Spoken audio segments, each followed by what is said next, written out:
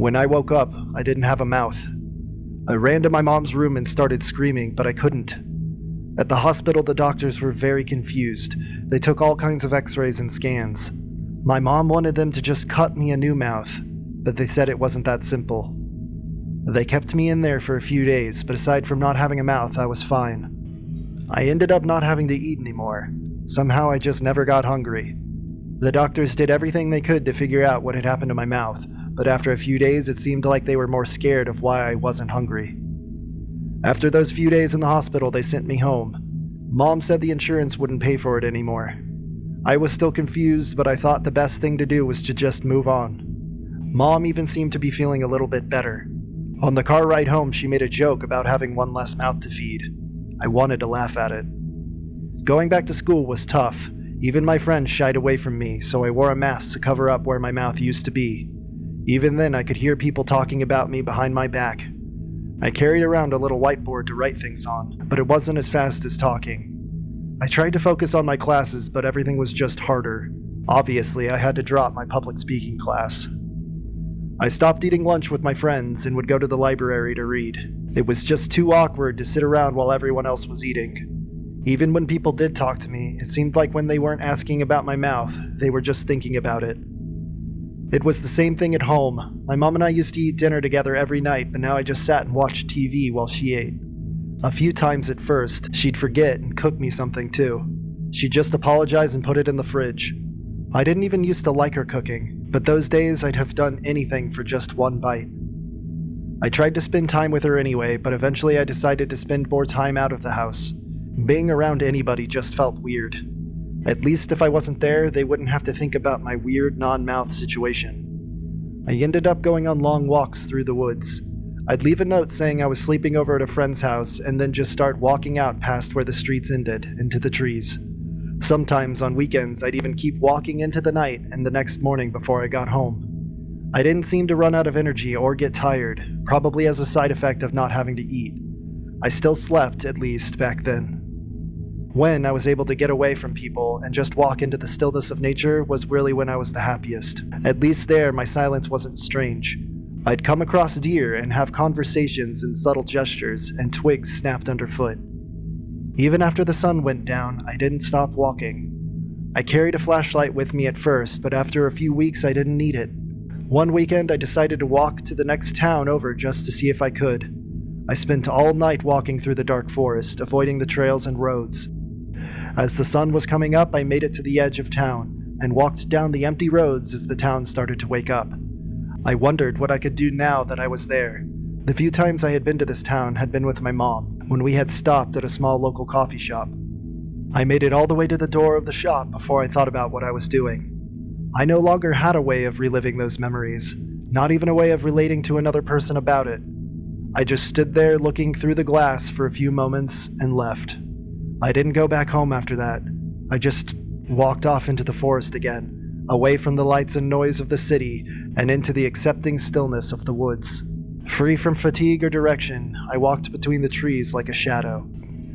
My body changed further, as if to approve my decision to flee. It was subtle at first. My legs grew longer to let me step over logs and streams, while the rest of my body became better at seeing and moving at night. I haven't actually looked in a mirror in a while, but the last time I came across a hiker, they turned and fled. I can see the city lights from the hills. I turned my phone back on for the last time to post this, just in case anyone wanted to know how my story ended.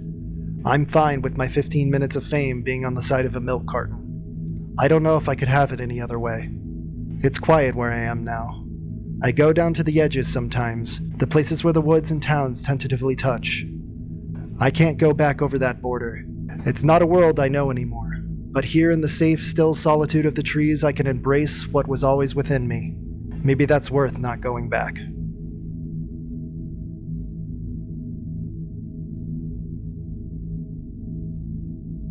I don't like to talk about what happened 15 years ago. I don't even like to think about the fact that on January 7, 2008, Sarah Collins, beloved member of the community, left home to run an errand and then was never seen again. It was a huge case back then. Everyone seemed to want to know what happened to her, but no one was more desperate for answers than I was. Sarah and I had been married for 5 years. I knew as soon as I met her that I wanted to spend the rest of my life with her.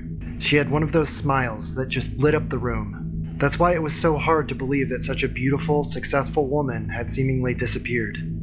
They haven't even ever recovered her body. 15 years later and they still didn't have a shred of evidence. Not a tire track or even a fingerprint. Nothing. The police put out an appeal, but no one has come forward. Somehow, not a single person had seen her. It was like she had just vanished without a trace. I think about Sarah a lot. I could not quite bring myself to take down the photos of her from around the house. Sarah's bright face still smiles down at me from every room. There's one photo of her from our wedding day that I really love, and looking at it makes me feel like I'm looking straight at her. It captured her perfectly.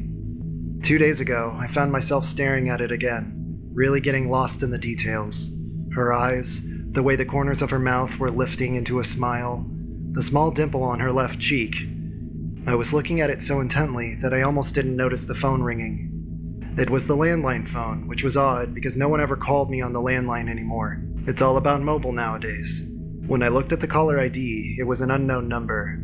I shrugged and I picked it up anyway. It was probably just the bank calling to confirm something. The call took a moment to connect, but when it did, I heard a strange rustling sound on the other end of the line. Hello?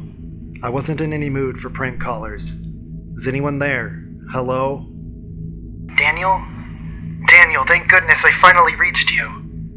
The voice on the other end of the line was a woman's voice, shaking and breathless. Daniel, it's me. It's Sarah. Are you there? When I heard her name, it was like my heart had stopped beating for a moment. Sarah. My Sarah. But that was impossible. Sarah had gone missing 15 years ago. Whoever this was, it wasn't my wife.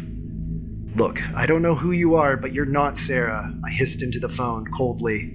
Stop calling this number. I had actually dealt with a lot of these calls, unfortunately, especially when Sarah first went missing. Con artists, fraudsters, anyone who wanted to manipulate a grieving husband. I knew none of them were my wife.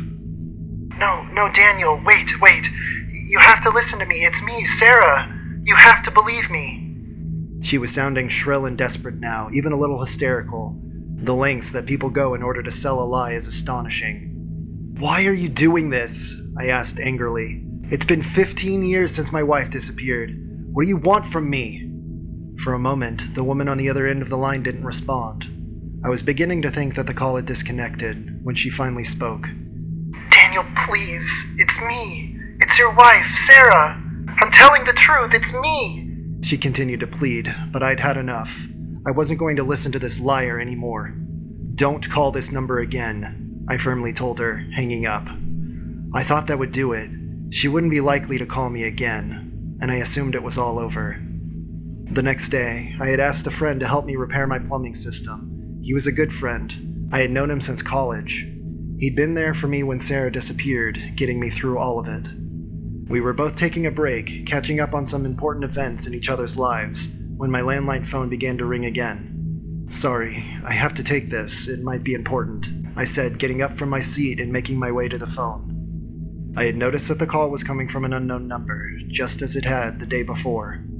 I didn't make a connection right away. After all, it could have just been the bank this time around. I picked up the phone, and I heard the same rustling sound. It was unsettling in a strange way. I almost felt like I had heard it before, but I just couldn't put my finger on it. Hello? I was already beginning to get a good idea of what this call was about, and I wasn't happy about it. I told you not to call this number. Daniel, thank goodness I finally reached you. The very same words that she had said the day before. Daniel, it's me. It's Sarah. Are you there? It was undoubtedly the same woman. I don't have time for this, I hissed into the phone. I know you're not Sarah. Stop calling me. I hung up the phone and walked back to my friend, who looked confused. Who was that? He asked me. I heard you saying Sarah's name. Is everything okay? It was some prank caller trying to pretend to be Sarah, I told him, rolling my eyes. I thought I had left it all behind. I even changed my phone number. I don't know how this woman got a hold of the new one. Pretending to be Sarah? My friend echoed. That's really strange. Did you tell anyone about it, like the police? No. I shake my head. There's no need. It's just someone trying to cause a bit of drama. They probably want money or something like that. I made it clear that it was the end of the conversation. I didn't want to continue talking about it, bringing up harmful reminders of the past. I woke up the next day, not expecting to get any more calls from the unknown number.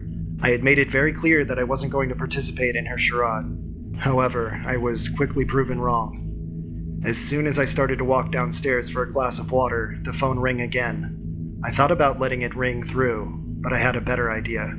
I was going to issue a much stronger warning to the caller, even threaten to get the police involved if the calls wouldn't stop. That would scare her, I was certain of it. I picked up the phone, hearing the very same eerie rustling. I couldn't explain it, but it made a shiver run up my spine. Finally, the call connected. It was just the same as the other times, the same pathetic monologue. Daniel? Daniel, thank goodness, I finally reached you. Maybe it was even a recorded message. Daniel, it's me. It's Sarah. Are you there? If you don't stop calling this number, I'll have no choice but to involve the police, I told the caller. This is harassment. If you want money, try conning someone else. Before I could even give the woman on the other line a chance to answer, I hung up the call. Hopefully this would show her that she wasn't going to be manipulating me. I could see right through her elaborate scam, and I was sure that my warning would stop the calls coming in. I was so sure of myself that when I was awoken by a loud, persistent ringing sound the next morning, I didn't even think to connect it to the unknown number calls. I first assumed it was my alarm waking me up, but when I turned to look, I saw that the alarm hadn't gone off yet. That was when I reached the conclusion that it was the landline phone. I rushed down the stairs, wanting to tell the caller that I would be taking police action, wanting to catch out the desperate scammer. Fortunately, I got down there in time and picked up the phone. Holding it to my ear, I heard that creepy rustling that I had become familiar with. It still made my heart beat faster, just for the few seconds until the call connected. Daniel? Daniel, thank goodness I finally reached you. The usual message of hysteria came through the phone. I was well used to hearing it by now. Daniel, it's me. It's Sarah. Are you there? I gave you a warning. I said that if you called again, I would be taking legal action. I spoke into the phone, loudly, so that whoever this was on the other end was sure to hear me. You've gone too far now. I really have to do something about this. I waited for the woman to respond. Daniel? No, it's me. I'm not lying to you. I would never lie to you. Daniel, it's me, Sarah, your wife. It's me. I can't stand the high-pitched whine of her voice. You're not Sarah, I told her bitterly. I know you're not Sarah. I will be taking action. Goodbye. I hung up the call for the final time and placed the phone back. I know that woman wasn't Sarah.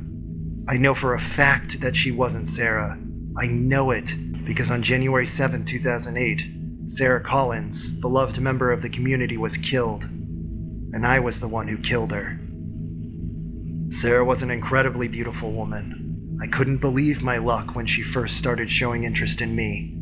I didn't exactly have a lot of experience when talking to women, and I was ecstatic that someone like Sarah had chosen someone like me.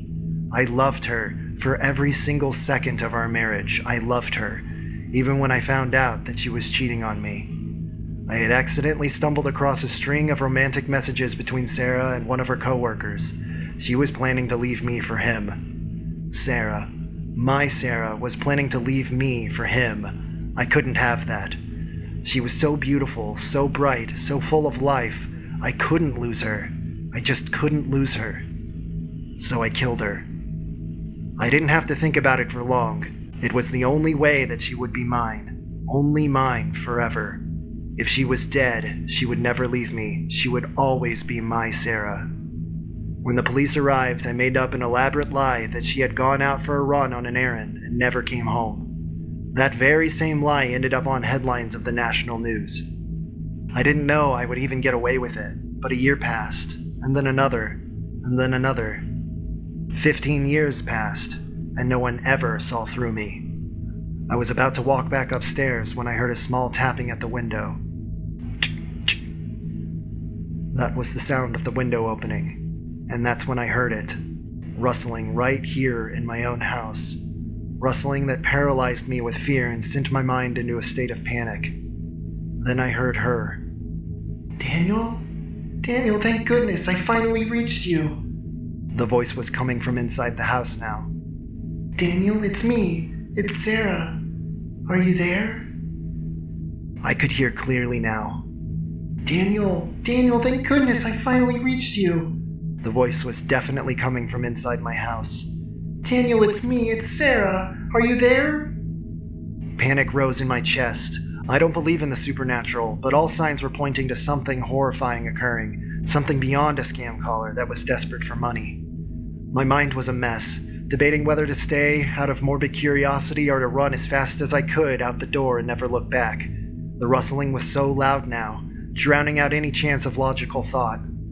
Daniel, thank goodness I finally reached you. The shrill voice cut through my panic. Daniel, it's me, it's Sarah, are you there? It sounded even closer to me now, like the source of the voice could only be a few meters away. Hello? I call out, hearing slow, small footsteps. Hello? Is anyone there? I stay rooted to the spot, my legs paralyzed in fear. I still didn't know what was happening here, and I wasn't about to risk my life. Suddenly, it was as if someone had flicked a switch.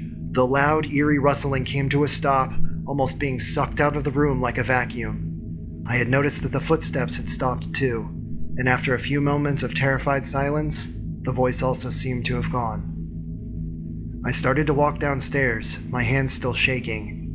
What was that? What just happened to me? Could there still be a chance that after all these years, I was going crazy?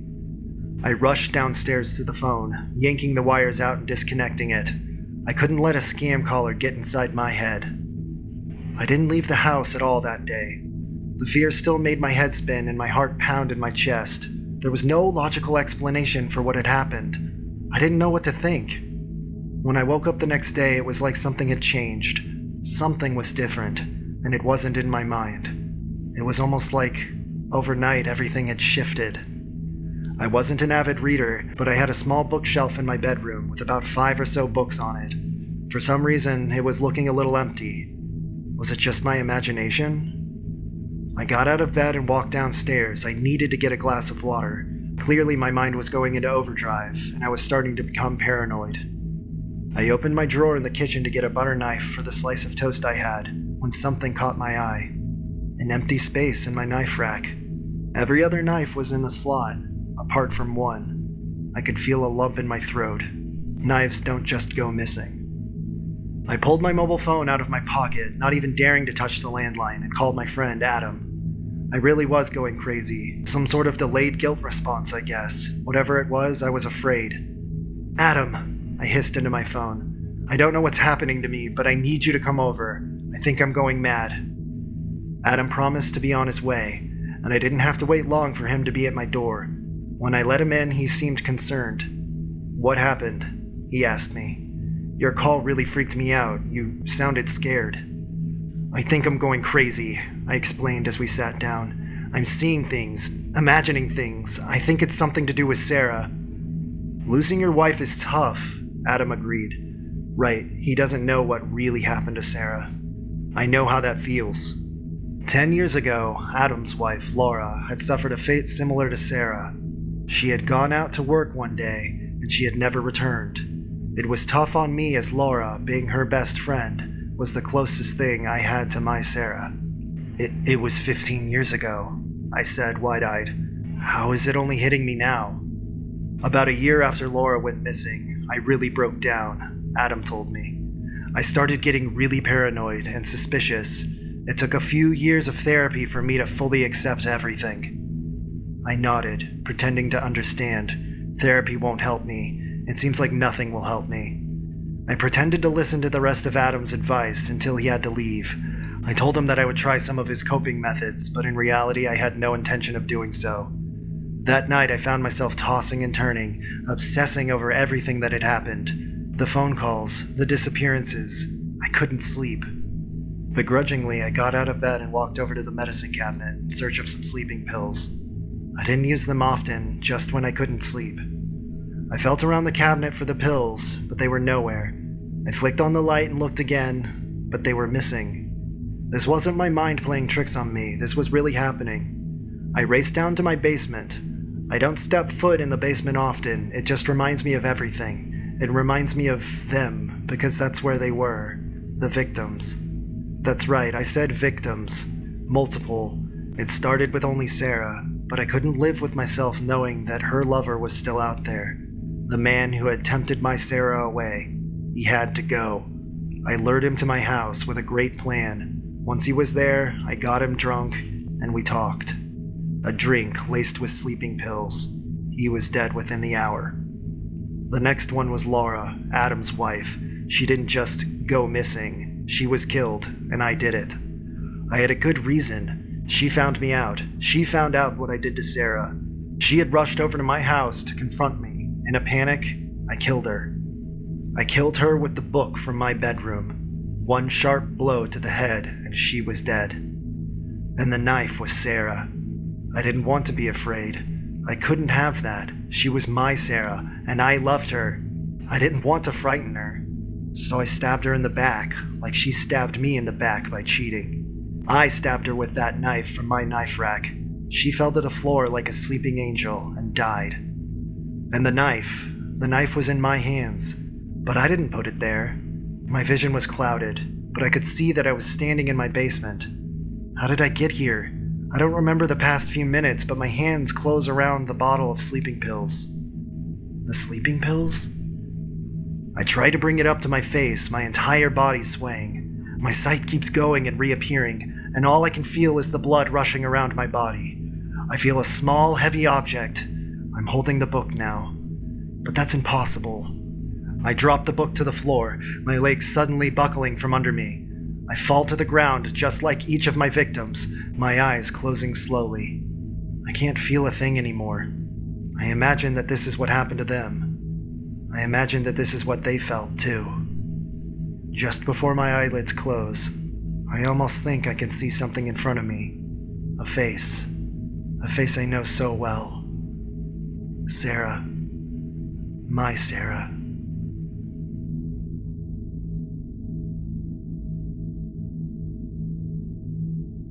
My father was the scariest man I ever knew.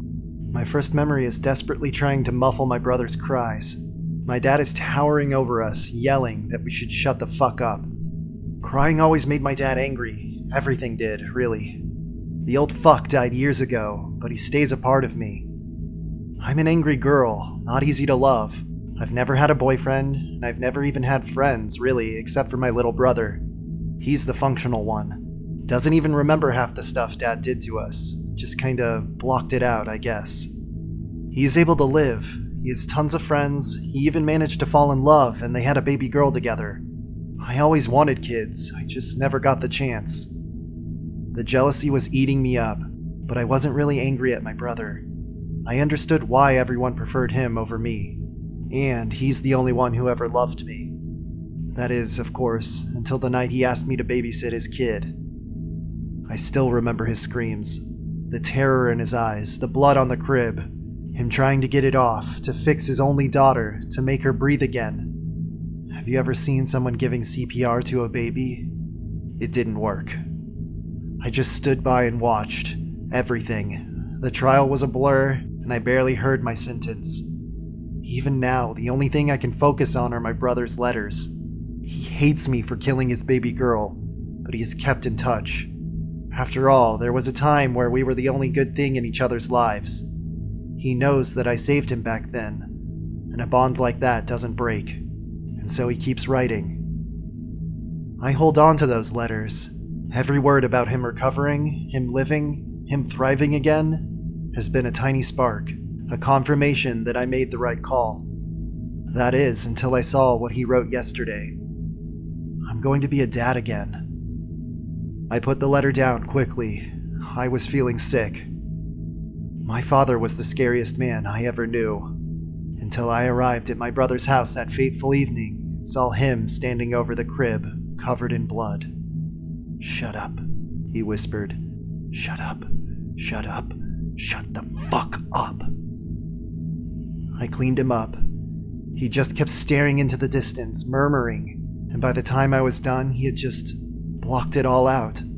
So I took the blame. I took the sentence. He was my baby brother, and he had a life to live. He's a good man. He's a kind man. One moment was all it took. and he doesn't even remember it. But I'm sure when his next child cries, my father will awaken once more.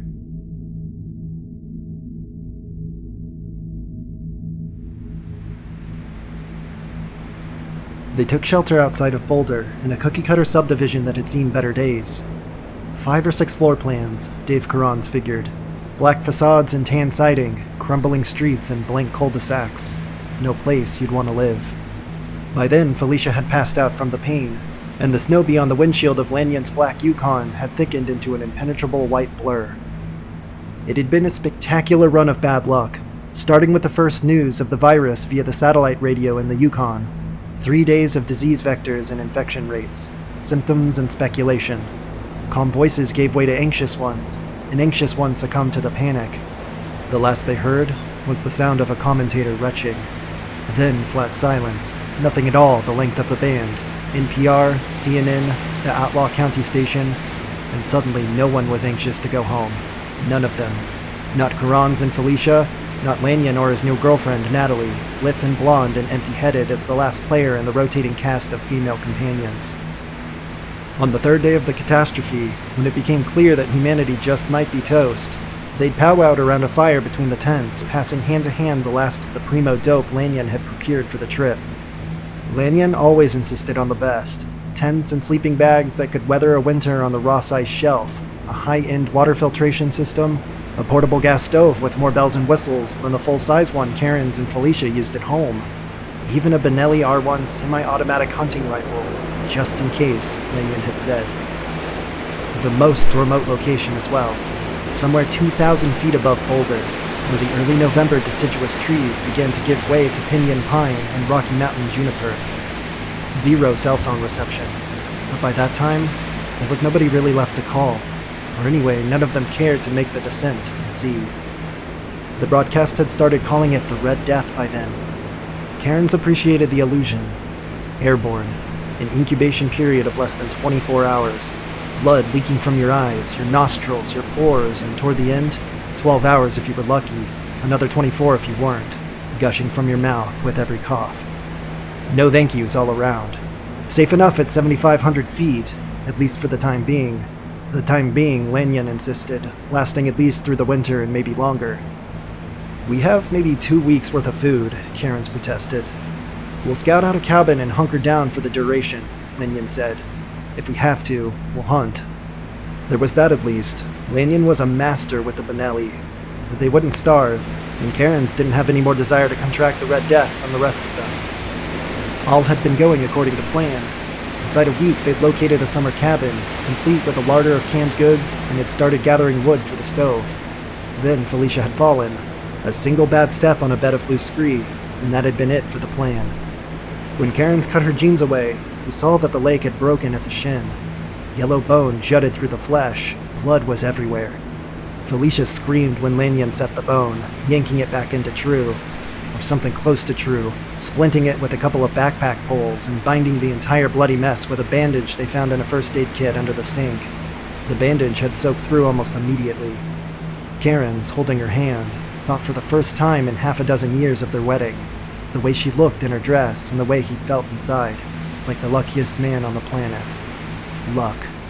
It had all turned sour on them.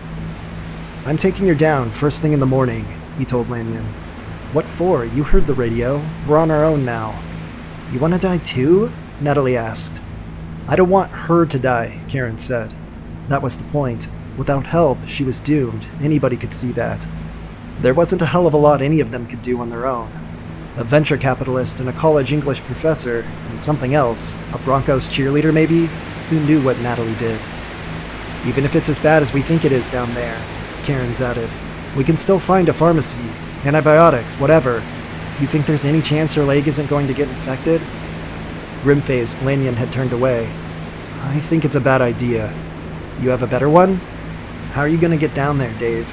You planning to use the Yukon? Karen's laughed in disbelief. I can't believe you'd even say that. What? Lanyon said, as if he didn't know. You were the best man at my wedding. Hell, you introduced me to Felicia. The rules have changed, Natalie had said. We have to think of ourselves now. Fuck you, Natalie, Karen said, and that had been the end of the conversation. He was wakeful most of the night that followed. Felicia was feverish. "Am I gonna die, Dave?" she had asked in one of her lucid moments. "Of course not," he responded, the light cleaving his heart. Lanyon woke him at dawn. They stood shivering on the porch of the cabin and watched clouds mass among the peaks. The temperature had plunged overnight. The air smelled like snow. "You win," Lanyon said. "We'll go down to Boulder."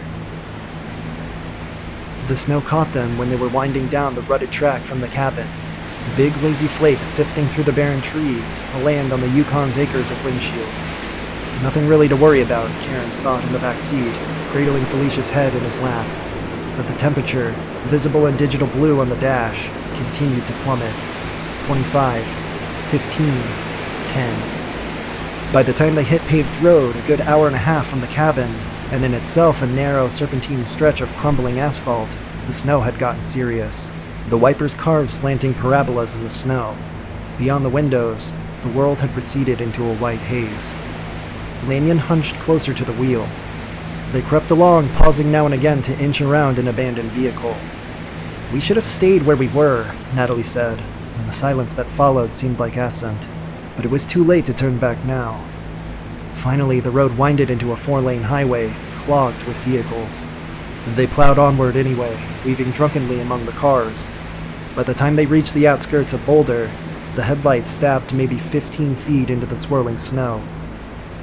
"I can't see a thing," Lanyon said. They turned aside into surface streets, finding their way at last into the decaying subdivision. They picked a house at random, a rancher with a black facade in an empty cul-de-sac. The conventions of civilization held. Lanyon and Karen scouted it out while the women waited in the Yukon. They knocked, shouting, but no one came. Finally, they tested the door. It had been left unlocked. The owners had departed in a hurry, Cairns figured, fleeing the contagion. He wondered if they had passed them dead somewhere on the highway, or if they had made it into higher altitudes in time. The house itself was empty. Maybe they had gotten lucky. Maybe the frigid air would kill the virus before it could kill them. Maybe, Karen's thought. Maybe. They settled Felicia on the sectional sofa in the great room, before the unblinking eye of the oversized flat screen. Afterward, they searched the place more thoroughly, dousing Felicia with the amoxicillin and the oxycodone they found in the medicine cabinet. Then the food in the pantry, tools neatly racked in the empty garage, and a loaded pistol on a bedside table. Natalie tucked it in the belt of her jeans. Karen's flipped the light switches, adjusted the thermostat, flicked on the television. Nothing. Welcome to the end of the world, it said. Not with a bang, but a whimper. The snow kept coming, gusts of it, obscuring everything a dozen feet beyond the windows, then unveiling it in quick flashes. The blurred limb of a naked tree, the shadow of the Yukon at the curb. Karen stood at the window as night fell, wondering what he'd expect to find. A hospital? A doctor? The hospitals must have been overwhelmed from the start. The doctors first to go. The streetlights snapped alight, solar-charged batteries, the death throes of the world he'd grown up in. They illuminated clouds of billowing white that in other circumstances Karen's would have found beautiful. Cold groped at the window. He turned away. Lanyon and Natalie had scrounged a handful of tea light candles. By their flickering luminescence, the great room took a cathedral air. Darkness encroached from the corners and gathered in shrouds at the ceiling. They ate pork and beans warmed over the camp stove, spread their sleeping bags on the carpet, and talked. The same goddamn conversation they'd had for days now. Surely we're not the only ones, and how many, and where, and what if? We're probably already dying, Natalie said, turning a baleful eye on Karen's. Well, we're down here now, she said. What's your plan, Einstein? I don't have a plan. I didn't figure on the snow. You didn't figure on a lot of things. Cut it out, Lanyon said. We didn't have to do this, Cliff, Natalie said. What do you expect me to do? I've known Felicia for years. I've known Dave longer. It's not like we had access to weather reports. No, Karen's thought. That was another thing gone from the old world. Just like that, everything evaporated. By then, the cold had become black, physical. Karen's got to his feet. He tucked Felicia's sleeping bag into the crevices of the sofa, and she moaned. Her eyes fluttered, and she reached for his hand. Karen shook 2 oxycodone out of the bottle. These'll help you sleep. Will you stay with me, Dave? All the way to the end, he thought. and he knew then that at some level, if only half consciously, he had accepted what he had known in his heart back at the cabin. She was gone. She had been gone the moment she'd slipped on the bed of the scree, and he'd laughed. He remembered that too. "Whoops," he said, and she had said, "I'm hurt, Dave." Her voice plaintive, frightened, tight with agony. He'd never heard her use that voice in 17 years of marriage, and he knew that she was beyond help. There was no help to be had. What had Natalie said? The rules have changed. We have to watch out for ourselves now. Yet, Lanyon had surrendered the Yukon, and they had knocked on the door before barging into this house, just as they had knocked on the door of the summer cabin in the mountains before that. How long, he wondered, before they reverted to savagery. "Will you stay with me, Dave?" she said. Of course. He slid into his sleeping bag. They held hands by candlelight until the oxycodone hit her and her fingers went limp. He tucked her arm under her sleeping bag. He could smell the wound already separating with infection, and lay back. The last of the tea lights burned out. Cairns glanced at the luminescent dial of his watch. 9:30. The streetlight's spectral blue glow suffused the air. He closed his eyes, but sleep eluded him. An endless loop unspooled against the dark screens of his eyelids. Felicia's expression as the earth slipped out from under her feet. His helpless whoop of laughter. "I'm hurt, Dave." He opened his eyes. "You awake, Cliff?" he said. "Yeah. Do you think Natalie's right? We're all going to wind up coughing up blood in 24 hours or so?" I don't know." "Maybe the snow," Karen said. "Maybe the cold has killed the virus. Maybe." They were silent. "One way or the other, we'll find out, I guess," Lanyon said. Snow ticked at the windows like fingernails. "Let me in. Let me in."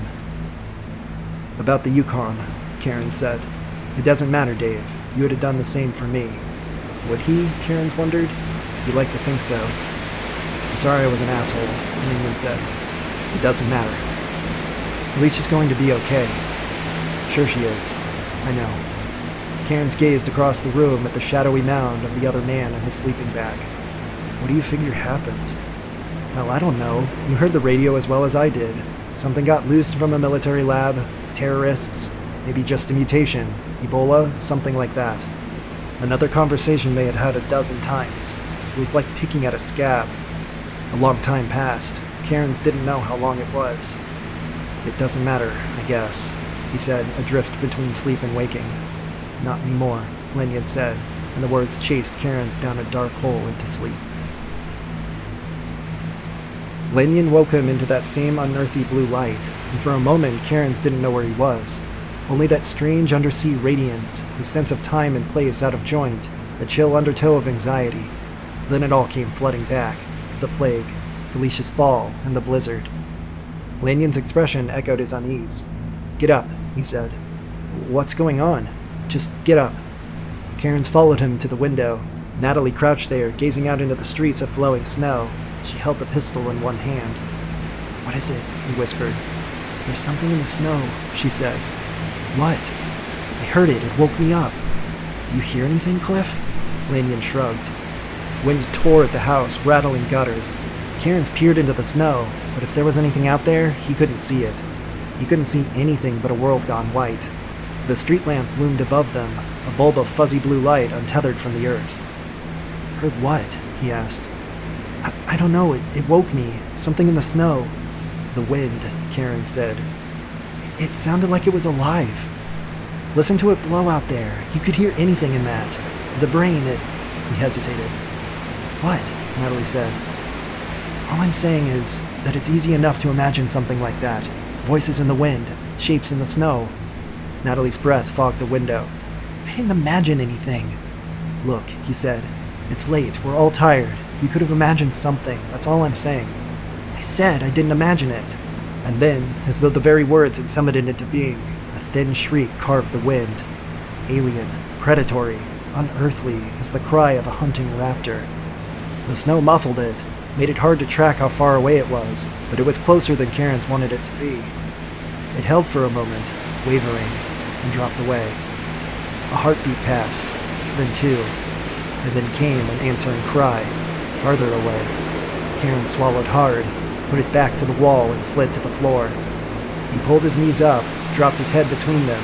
He could feel the cold radiating from the window, shivering erect the tiny hairs on his neck. He looked up, his breath unfurled in the gloom. They were both watching him, Lanyon and Natalie. "It's the wind," he said, hating himself as he said it, hating this new weakness he had discovered in himself, this inability to face what in his heart he knew to be true. Came a third cry then, still farther away. "Jesus," Lanyon said. "They're summoning us," Natalie said. "There?" Karen said. "There? Who the hell do you think could be out there in that?" Natalie turned and met his gaze. "I don't know," she said. They checked the house, throwing deadbolts, locking interior doors and windows. Cairns didn't get the windows. He wanted to get inside bad enough, he just broke the glass. Yet there was something comforting in sliding the little tongue into its grooves all the same. Symbolic barriers, like cavemen drawing circles of fire against the night. As for sleep, forget it.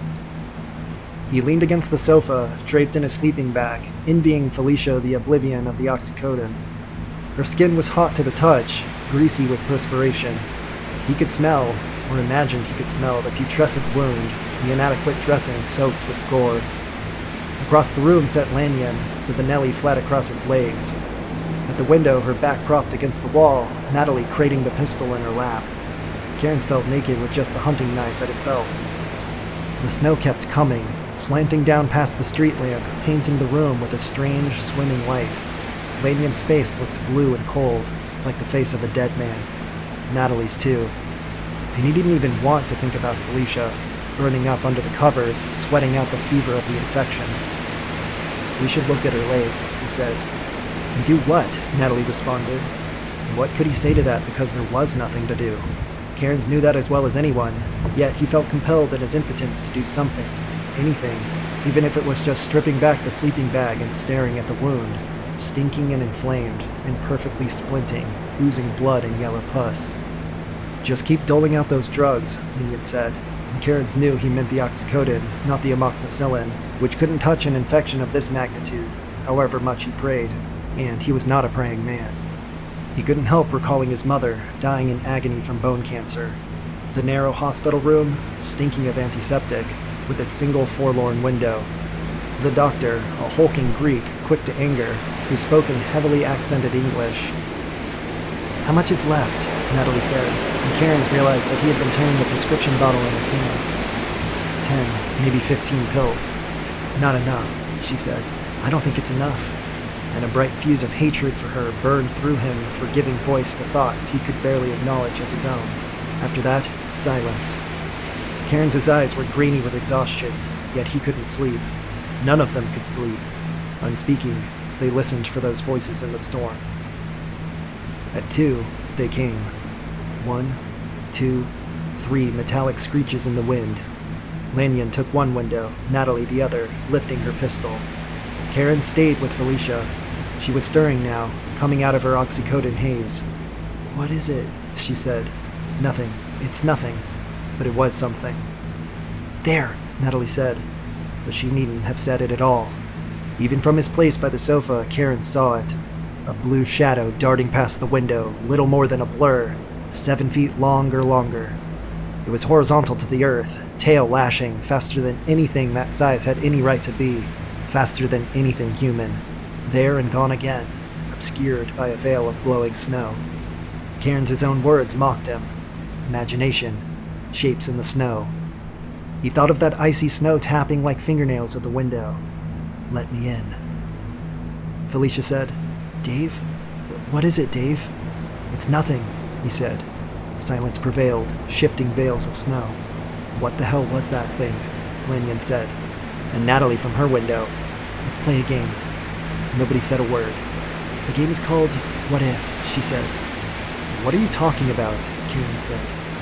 "What if you were an alien species?" "Oh, come on," Karen said, but Lanyon was grim and silent. "Way ahead of us in technology, capable of travel between stars." "This is crazy, Dave," Felicia said. "What is she talking about?" "Nothing. It's nothing." "And what if you wanted to clear a planet for colonization?" "You read too much science fiction." "Shut the hell up, Dave," Lanyon said. "We're intelligent. They would try to..." "We're vermin," Natalie said. What I would do? I would engineer some kind of virus and wipe out 99% of the vermin, like fumigating a fucking house. And then, Lanyon said, then I'd send in the ground troops to mop up. Karen snorted. Dave, it's craziness, that's all, he said. Here, these'll help you sleep. Nothing but wind and snow and the sound of silence in the room. After a time, they resumed their posts on the floor. Felicia, weeping, lapsed back into a drugged sleep. We're going to have to get to the Yukon, Natalie said. We can't see a fucking thing out there, Karen said. At first light, maybe the snow will stop by then. And if it doesn't, Lanyon said, we'll make a run for it. What about Felicia? Karen said. What about her? Cairns looked at his watch. It was almost 3 o'clock.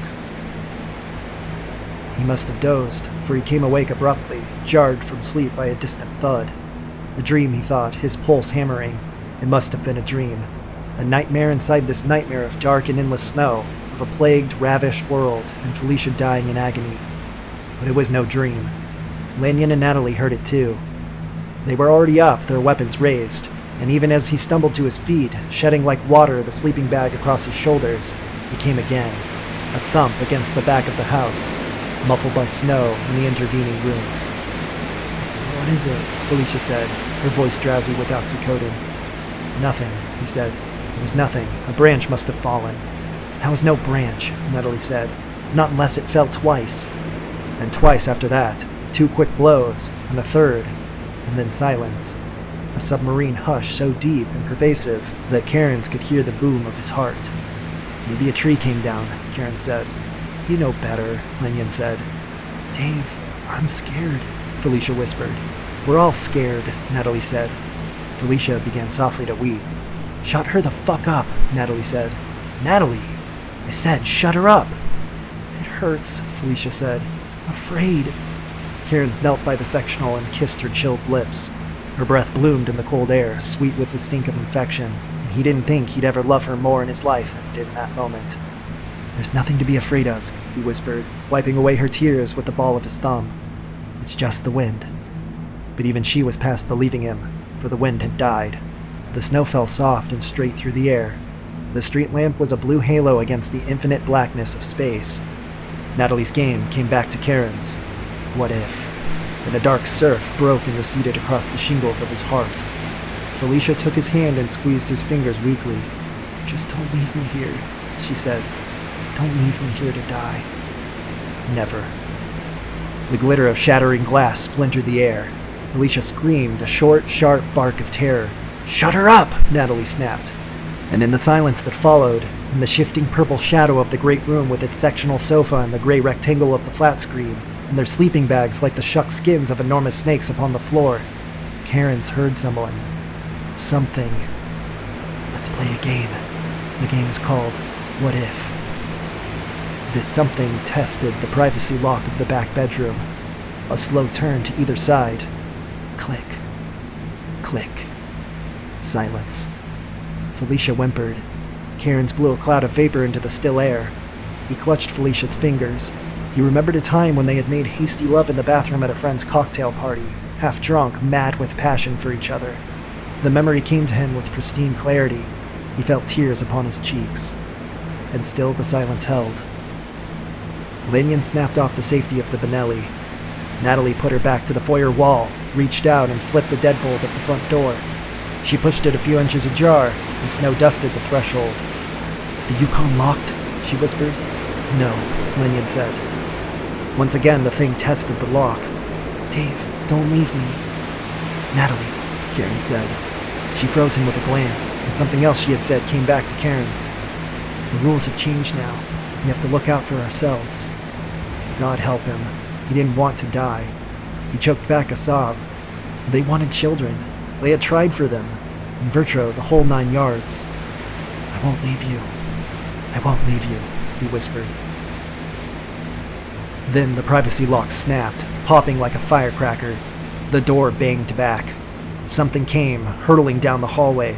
Something big, hunched over the floor. And God, shedding pieces of itself. 1, 2, 3 as it burst into the room. Guns spat bright tongues of fire, a barrage of deafening explosions. The impacts of the bullets flung the thing backwards, but the pieces, 2 or 3 foot lengths of leg-pumping fury, kept coming. Snapping the Benelli from target to target, Lanyon took 2 of them down. Natalie stopped the third one not 3 feet from Cairns' throat. It rolled onto the floor, curving needle teeth snapping, leathery hide gleaming in the snow-blown light, and it was still. Those alien cries echoed in the darkness. "It's time to go," Natalie said. Lanyon moved to the door. Felicia clutched at Cairns' hand, seizing him with a tensile strength he did not know she still possessed. The cocktail party flashed through his mind. They had wanted children. "Felicia," Kieran said. "Help me." "No time," Natalie said. And Lanyon, "I'm sorry, Dave." The moment hung. Kieran's wrenched away his hand. "Time to go," Natalie said again. "We can't wait. You have to decide." And regular as a metronome inside his head, "The rules have changed. The rules have changed. The rules. The rules." Natalie ducked into the night. A moment later, Lanyon followed. Glass shattered at the back of the house. 1 window, 2 windows, 3. "Don't leave me, Dave," Felicia sobbed. "Don't leave me." Outside, the Yukon roared to life. "The rules have changed. We have to watch out for ourselves now." "Dave," Felicia said, "I'm scared."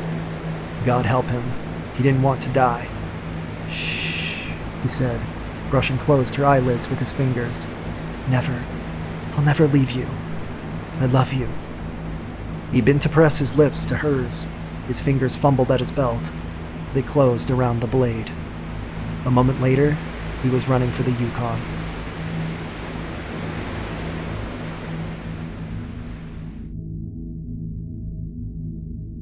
I've never been the type to be superstitious, or even believe in that of urban legends. They honestly bored the crap out of me, so I never paid much attention to any of them when my father told me stories. My father died when I was young, and since my mother wasn't around, I lived in an orphanage for a while, and then I went into foster care. None of my foster parents ever seemed to stick around, and after a while of feeling unwanted, I began to not care anymore. I was the type of kid that just wanted to be left alone and never made any friends. I was essentially an outcast, and that's how I liked it. And then the day came when I finally got out of foster care, when I turned 18. I probably should have been nervous to be out on my own, but I was just glad to finally be my own person. It's been a few months since then, and it's been harder than I thought it would be. I barely had any money for food. I didn't even have a job, for crying out loud. Desperate times call for desperate measures, I told myself. I had decided to suck up my pride and move into a shared house that I found on a website. It had good reviews, so I didn't see much of a problem. The next day I started heading to the house, but it felt weird. The air felt thick and unsettling. It didn't seem that sketchy, but just off, like I was being watched. While I walked down the street, I felt the sensation of eyes burning into the back of my head, so I stopped in my tracks and looked around. Nothing, of course. There were no people in sight. I thought to myself, so why do I feel like I'm being watched? Perhaps it's just in my head. After that thought, I saw something move in the corner of my eye near the woods. My heartbeat began thumping faster as if it was going to burst out of my chest. The eyes. As I looked into the woods, I saw these beady yellow eyes staring back at me. It was like it was staring into my soul, and I felt the fear in my body. I tried to run, but I couldn't. Then I heard a scream, and a twig snap, and my mind went blank. My feet started to move without me, and the next thing I knew, I was at the house. Everything that had just happened was a blur. I don't know if the screaming was me or someone in the woods, but I met the guy at the house and I didn't say anything about what had happened. He asked me, "Are you okay? You look a little shaken." I replied, "Yeah, I'm fine." He introduced himself as Luke and I as Nick. Then we talked about the rent price and the conditions of the house. We talked for hours about random stuff and got close. Then I walked back to my crappy apartment to pack up my stuff. On the walk there, I felt like I was being watched again, and this time I was a little terrified because it was foggy and dark. I could only see a few feet in front of me. That's when I saw a figure in the fog. I immediately froze. I didn't know what I was looking at. It was at least 7 feet tall with deer-like antlers. It started to move slowly towards me, and I ran into the woods as fast as I could. As I was running, I tripped over something that seemed like a log. I stood up and used the flashlight on my phone. What I saw was gruesome. It looked like a half-eaten corpse, and that's when I realized the scream I heard wasn't me. I could hear the creature moving closer, so I hid behind a tree. It picked the corpse up and started peeling the skin that was left off of her. I watched in horror as it tried to put her skin on itself. I stayed behind that tree, frozen until the sun came up. When I realized the creature was gone, I ran out of the woods as fast as I could. When I got back to my shitty apartment, I started to pack up my stuff. I tried so hard to forget about what had just happened. I told myself it was just a bad dream. After I was done packing, I passed out on the couch. I woke up in a sweat and checked the time. It was 3 a.m. and I had slept for 6 hours. I had a nightmare about that night at the woods with the creature. It all felt so real, and I was relieved to be in my own apartment after. I was still a little unnerved though, because I could hear scratching at my balcony door, but I'm on a 3rd floor and there was no trees that could be hitting it. I slowly got up off the couch to investigate the noise. That's when I heard my empty flower pot fall and shatter. I quickly opened the balcony door, but nothing was there. I went back inside and laid in my bed and waited for myself to doze off again, scared. What felt suddenly, I woke up to the sound of knocking at my door. It was my landlord asking for rent. I told him I don't have the rent money. He yelled for me to get out, which didn't bother me because I was done packing anyway. I'd say about a good year or so had passed without any incidents since then, so eventually I just wrote them off as nightmares. I wish I had just believed in what I saw before it was too late though. During this year, I had grown to be close friends with my roommate and his girlfriend, Emily. I finally felt like I belonged somewhere that I can call home. I hadn't had this feeling since before my dad had died. It was nice, but short-lived. "Hey, I have an idea," said Luke. I replied, "What's up?" Luke said, "It would be a fun idea for all of us to go camping in the woods nearby. It'll be just for one night." I felt uneasy about the idea, and rightfully so. Those woods creeped me out, and I wanted to be nowhere near them. Those nightmares of mine had made me feel 10 times worse. I eventually gave in to the idea because I didn't want to be a buzzkill, though. These are my only 2 friends I ever had, and I didn't want to mess that up. So it was decided. That night, we would go camping in the woods. As the thought of that finally processed in my head, though, I heard a huge flock of birds take off in the distance. I looked out my window as I see a ton of birds flying away from that forest. Something must have spooked them away. It was nighttime now, I'd say around 8 p.m. Luke, Emily, and I had our supplies ready to go and headed off into the woods. It was pitch black outside. Even with our flashlights, we could barely see anything ahead, only a few feet in front of us. The feeling was back. That feeling of those eyes burning into the back of my skull was back, and felt worse.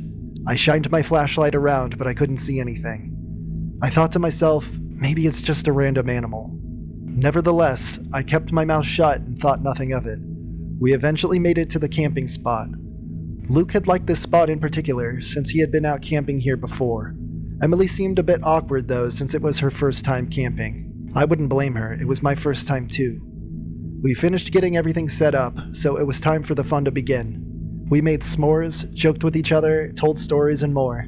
I wish it could have lasted longer, actually. Afterward, we went to our own tents to go to bed. Luke and Emily, and I alone. I woke up to the constant sounds of my phone vibrating. I opened my eyes and checked my phone to see what the problem was. Before I read the messages, I read the time. 3 a.m. The devil's hour, I thought to myself. I checked my messages and they were from Luke. The messages were frantic and went as follows. "Yo, Nick, you awake?" Then, "Was that you?" And then, "You better not be messing with us." And so on and so on. I then responded with, "No man, what's up? I just woke up. What happened?" Luke proceeded to explain through a message that he and Emily were woken up by some growling outside their tent and a weird silhouette.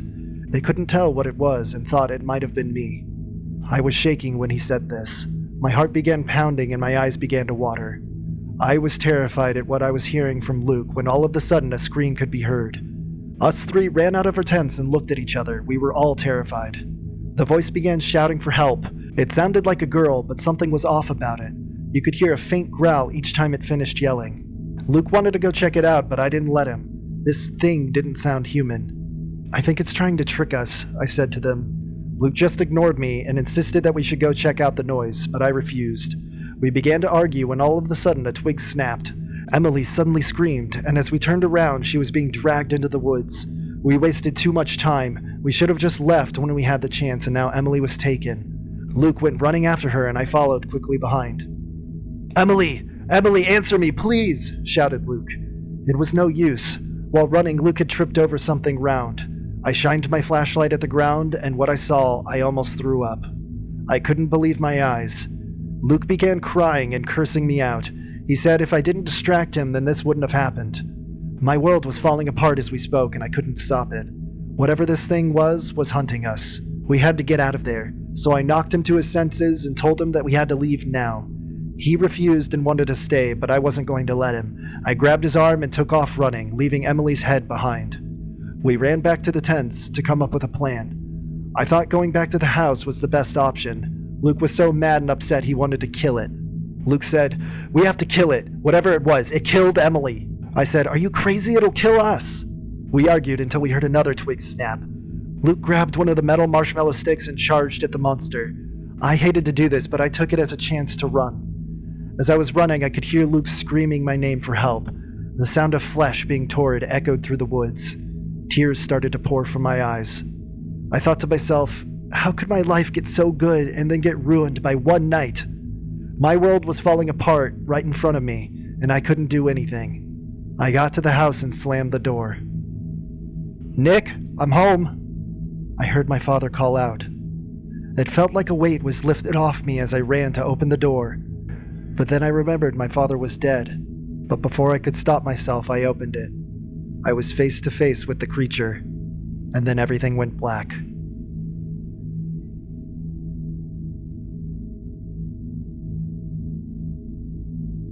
Consider yourself lucky if you've never been woken up by a tornado alarm. One minute you're in a deep sleep, dreaming about a better world, and the next you're being confronted with a waking nightmare. When those alarms go off, you only have a few minutes to wake from your sleep, gather your family, and get to a safe space. The twister could be down the street or across town. You won't know until it either blows your house down, or enough time passes that you feel confident it missed you. In the meantime, you and yours huddle in a closet or a cellar and pray. It's a hazard I've lived with for most of my life. When you grow up in a part of the country colorfully named Tornado Alley, you learn to live with these storms. I've been rather lucky that one hasn't destroyed my house, but I've had a few close shaves.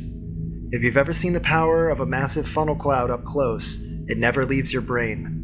Watching the natural world destroy nearly indestructible buildings is a fun reminder that Mother Nature is our landlord and people are just the residents on this planet.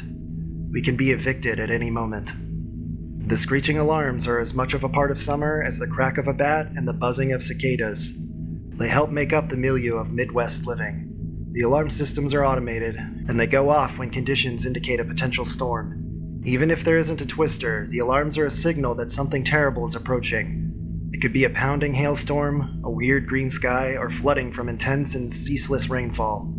Regardless, if the alarms are blaring, some bad shit is coming your way. This time, though, was worse than all of those other times combined. My day had been a pleasant one. The weather was warm, so we spent the day playing in the yard and taking a dip in our pool. It's an above-ground number that we got at a discount, but the water was cool, and that's all that mattered. My littlest is still learning, and my two oldest love to jump in, so it was a balancing act of trying to get both sides to work together. It can be frustrating, but those micro-negotiations were the purview of parenting. It just comes with the turf. As afternoon turned into evening, Cindy, my wife, played soccer with the kids while I cooked some burgers on the grill and enjoyed a drink or two. The weather was so perfect that we ate outside under our spreading oak tree. My son left the scraps, as he says, for the ants, and I was sure the amount of food he left would fill the ants' storage quota for the summer. After the sun went down and we put the kids to bed, Cindy and I lay in our hammock, watching the stars and talking about nothing and everything all at once. It's an odd way to think about it, but it's one of those days that you'll think about on your deathbed. A moment in time you'll lovingly return to when you're about to cross into the next life. It'll bring a smile to your face at a time when that should seem impossible. We went to bed a few hours later, the temperature had cooled, and there was a slight breeze blowing. Still, there was absolutely no indication of storms on the horizon. When you're in an area that it rains frequently, you can develop a sixth sense of when a storm is coming. You can feel subtle changes in your body. If a distant storm is intense enough, you can smell the petrichor in the air. The smell of dried dirt mingling with rainwater lets you know what kind of hell is coming. But there was none of that. We slept with everything as calm as possible in the rolling modern world. The perfect capstone to the perfect day, one for the ages. Then the tornado sirens started blaring. When you become a parent, any thought of being a deep sleeper goes out the window. Nature takes away your ability to sleep deeply when you have to take care of little ones. That said, the alarm was loud enough to wake the dead. I sat up in an instant, my eyes open, but the fuzz of the dream world still clouded the edges of my vision. Tornado? Cindy asked, rubbing the sleep from her eyes. I think so. I'll grab the kids, I said, swinging my legs out of bed. Before I could hit the door, I heard the running of two little bodies down the hallway. The sirens had also brought the kids in from the land of Nod. They were both scared, and you could see the fear in their tiny faces. They both ran past me and hopped under the blankets with my wife. I grabbed my phone and looked for an alert from the National Weather Service, but there was nothing. I did a Google search for tornado warnings in my area and came up with the same. I hauled my body back out of bed and walked to the back slider. I didn't see any rain falling. I opened the door and confirmed that there wasn't even a distant rumble of thunder. But that alarm was steady. It would rise in tone and decibels, and then fall again before starting over. If you listened closely, you could hear the different alarms going off further away. It was like they were singing the world's most annoying song in a round. I closed the door and walked back into the bedroom. Cindy was getting the gear ready to go into our shelter when I said stop. She was confused. Why? There isn't any storm. What? Yeah, I said. There are some scattered clouds, but they're not thunderheads or anything. But the alarms? She said. Maybe it's a malfunction? I hope not, seeing as working tornado alarms is important. I know, I said, but there isn't even a stiff breeze right now. It's just like when we came inside last night, still and cool, but calm. Should we go to the shelter for a little bit, just in case something is forming and we can't see it? I thought about it, and it wasn't a bad idea. Yes, the kids would have their night interrupted and would have a hard time falling back to sleep. Yes, that lack of sleep might also make them little goblins in the morning. Yes, I was probably being overcautious, but the downside of being wrong could be death. That was worse than kids being grumpy in the morning. I agreed and sent them down into the shelter to wait it out, but decided to stay upstairs for now. Our phones worked for shit in the shelter under the house. If I was going to find any new information, I would have to stay above ground for the time being. I helped everyone downstairs and closed up the shelter. I promised Cindy and the kids I'd join them if things went sideways. I wouldn't waddle or try to get a good video. I tend to do so. I would be under the house as fast as they could say tornado. If you linger, I'll come grab your ass, storm or no storm. Trust me, I know, I said, giving my wife a kiss on the forehead. Once my family was safely under the house, I went out to the porch. The alarms were still blaring, and it was obvious that my family wasn't the only ones awake. Down the darkened street, I could see the porch lights pop on like man-made lightning bugs. What the hell is this? I heard someone say in the yard next to me. It was my neighbor, Rick. Despite being on the tail end of the boomer generation, Rick seemed to swim against the tide. He was more rooted in Gen X than anything. Whenever we would shoot the shit outside, he'd consistently complain about the quote-unquote old people in our town, as if he was blind to his own receding hairline and wrinkles. Busted alarm? I offered. What? He yelled. I moved closer to him to avoid hollering into the night. Maybe a busted alarm? Or someone accidentally scheduled a test for 3 a.m. instead of p.m.? I don't know. Those tests are all controlled by computers. I don't think they'd make that kind of mistake. Besides, they would have shut them down by now if it was an accident. There are some clouds up there. Think a storm is brewing? Not according to the Weatherbirds, Rick said. The Weatherbirds were a local group of weather nerds and storm chasers he belonged to. There isn't much to do where we live, so you find hobbies whenever possible. They said a good sell was hanging out in North Texas, but it wasn't coming this way. I wonder what gives, I said. Government, said a voice to my right. This was my other neighbor, John. John was very much a boomer and proud of it. He was a former Marine and hated everything about modern living. As you can imagine, any of my kids' toys that ended up on his lawn, he instantly seized until I went and asked nicely for it back. Every time, he'd lecture me, and I would apologize until he gave my kids' frisbee back or whatever. He was exhausting. I mean, the weather alert system is run by the government, Rick said. It's a deep state government, Rick, the bad guys, John said with a sneer. They're up to something. Their master plan includes setting off a false tornado alarm in the middle of the night, in the middle of nowhere? I asked. One, this isn't the middle of nowhere. Breadbasket of the country and home to several nuclear missile launch sites, John barked.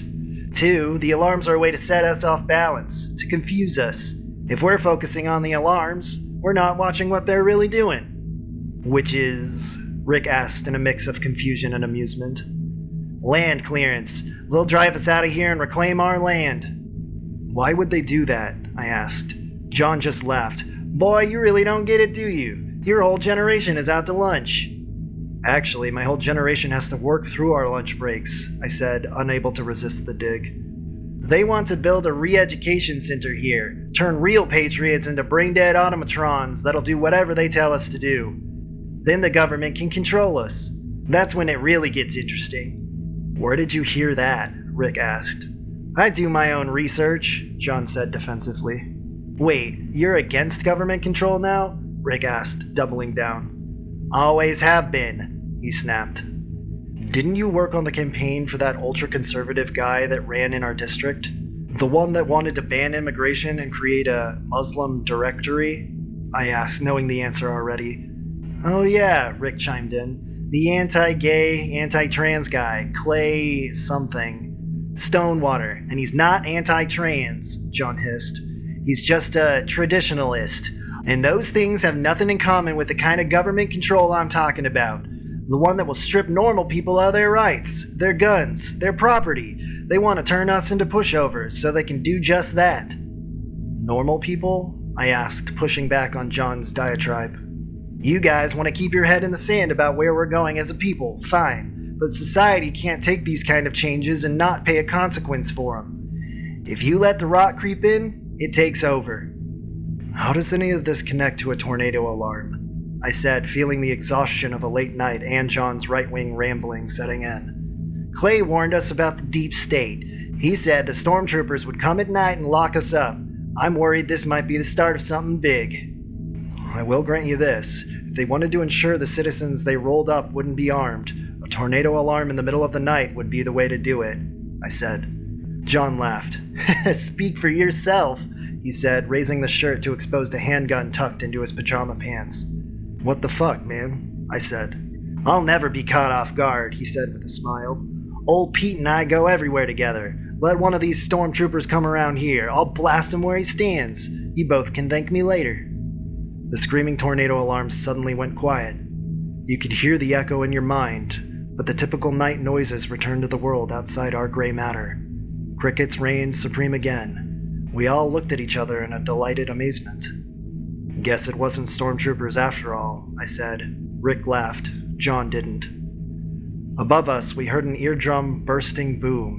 It was like a bomb went off above our heads, only we hadn't seen anything streak by. That was a sonic boom, John said. Seconds later, we heard a different type of boom. Whatever had flown over us had exploded. You could just barely make out the orange flames in the dark clouds. Ah, Jesus, tap dancing Christ, John said, removing his red cap and placing it over his heart.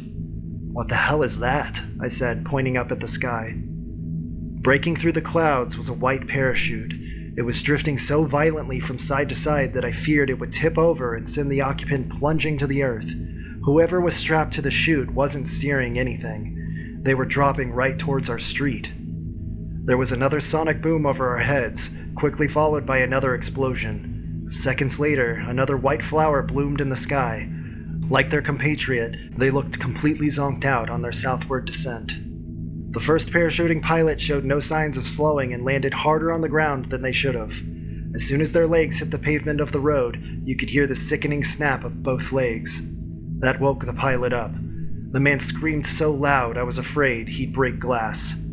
Rick had been a paramedic in his younger years and ran over to the pilot to help in any way that he could. The pilot frantically ripped off his helmet and reached for his broken legs, but his harness wouldn't let him grab them. It was for the best. His legs had broken at the shin and were barely attached. Hey man, I know it hurts, but stop thrashing around. You're going to make it worse, okay? We can save the legs, but we need you to listen, Rick said in a more confident and serious tone than I had ever heard him before. We're all fucked, the pilot said, his eyes wide. That thing isn't going to let any of us live. Just put a bullet into me. Shoot me! Shoot me! Out of the corner of my eye, I saw John walk up. I was worried he was going to fulfill the pilot's request, but instead he smacked the guy across the face. The pilot's frantic motions and screaming just stopped. You're in uniform. Act like it, John said. He nodded at Rick. Let this man do his job, okay? The pilot, still dazed, just nodded. I looked over at John, and we locked eyes. I hated that dude, but that was pretty clutch. I gave him a nod, and he returned the favor. Rick was unable to hitch the pilot from his ejector seat and lay him on the ground. He went to work making a splint as best he could. About a dozen people tried to call 911, but their phones didn't work. They just couldn't find a signal. Suddenly, the power in the entire neighborhood went out. We were standing in pitch-black darkness when we heard the second pilot land on the street with another snap of their legs. The screams that followed echoed through the quiet neighborhood. "Paul?" I heard a familiar voice call out. It was Cindy. She was standing with my children on the side of the house. I had dawdled, and she was true to her word. "Paul, what's going on?" I never got to finish that thought. From above us came a bassy trumpet blast that did shatter glass. Everyone grabbed their ears and squatted to the ground as if it would make it disappear. I felt my internal organs vibrating. It was unsettling. After the longest 10 seconds in my life, the trumpet blast stopped. I looked over at my kids, and they were sobbing. Cindy did everything she could to hold them together. I ran over, my legs wobbly from the noise, and hugged them tightly. "Daddy, what's going on?" my son asked, sobbing. "I don't know," I said, deciding that honesty was better than not. "Is something coming for us?" my daughter said, fear rising in her voice. "No, baby, I don't think so." I gave her a tight hug. My eyes looked up until they locked with Cindy's panic-stricken face. "I won't let anything happen to you." "Who are those guys?" my son said, pointing at the two wounded pilots. "They're pilots." "Where are their planes?" A ball the size of a compact car came hurtling toward the ground. Everyone on the street screamed and ran for cover. The debris slammed into the Anderson home 10 houses down, sending a shockwave that swept everyone off their feet. I stood in time to see a second ball hurtling toward our neighborhood. I dove over my family and shielded them as the metal ball slammed into John's house. It instantly exploded, and flames started eating away the home. I lay on them until the dust from the explosion settled. Once I was sure there wasn't anything else raining down on us, I got to my feet. My vision was hazy from the dust in the air, but I had a clear view of the ball that destroyed John's house. It was one of the jets. Something in the clouds had crumbled up a $500 million weapon of war, like it was a kid's paper airplane. "That thing isn't natural!" the first pilot screamed. "This isn't the first attack," the second one yelled. "They'll come for you all! Run! Run before they come after you!" The night sky was again broken by the bone-rattling bass of that horn blowing. Again, we all dropped and covered our ears. The horn stopped but echoed for 10 seconds before it finally dissipated. We all craned our necks, and we retreated to an explosion of red, blue, green, and yellow lights illuminating the clouds. At first blush, it looked random, but it wasn't. It was a pattern. The pattern repeated 2 more times, and then everything went dark. It was silent and calm again. All the sounds of the natural world rushed back to your ears. Crickets continued their symphonies, and a gentle breeze blew. It would be idyllic if it weren't for the raging house fires, panic-stricken pilots, and the balled-up aircraft next to me. "Is that it?" I said out loud to the universe. I had heard a rumbling come down our street. My emotions couldn't take any more shock, but I was bracing for whatever the fuck was coming. I was ready to sprint and hide my family if I needed to. Soon, the humming of dozens of engines filled our ears. The bright yellow headlights of the lead truck illuminated the street, and there were dozens of pairs behind them. I was worried this was a foreign invading force, but relaxed when I saw an American flag on the side of the trucks. The stars and stripes on the cadre of military vehicles put my mind at ease, for a second, anyway. Then the inevitable question popped into my mind. Cindy beat me to the punch, though. "What the hell is the army doing here?" she asked. I don't know. The line of trucks came to a halt, the engines idled, and the noise drowned out the crickets. Even though it was dark, you could still see the exhaust puffing into the air. After a beat, the passenger side of the lead truck opened, and a high-ranking army official exited the vehicle. He clutched a bullhorn in one hand and a walkie-talkie in the other. Seeing the wounded pilots, he whispered something into his walkie-talkie. Seconds later, we heard the doors of an ambulance open and men marching with medical gear to retrieve the pilots. Rick tried to help, but he was pushed aside. He didn't argue. He just took a step back. The medical men stabbed the pilots with some sort of pain medication because they both stopped talking and slumped over in their stretchers. Seconds later, They were placed in the back of an ambulance and gone from our sight.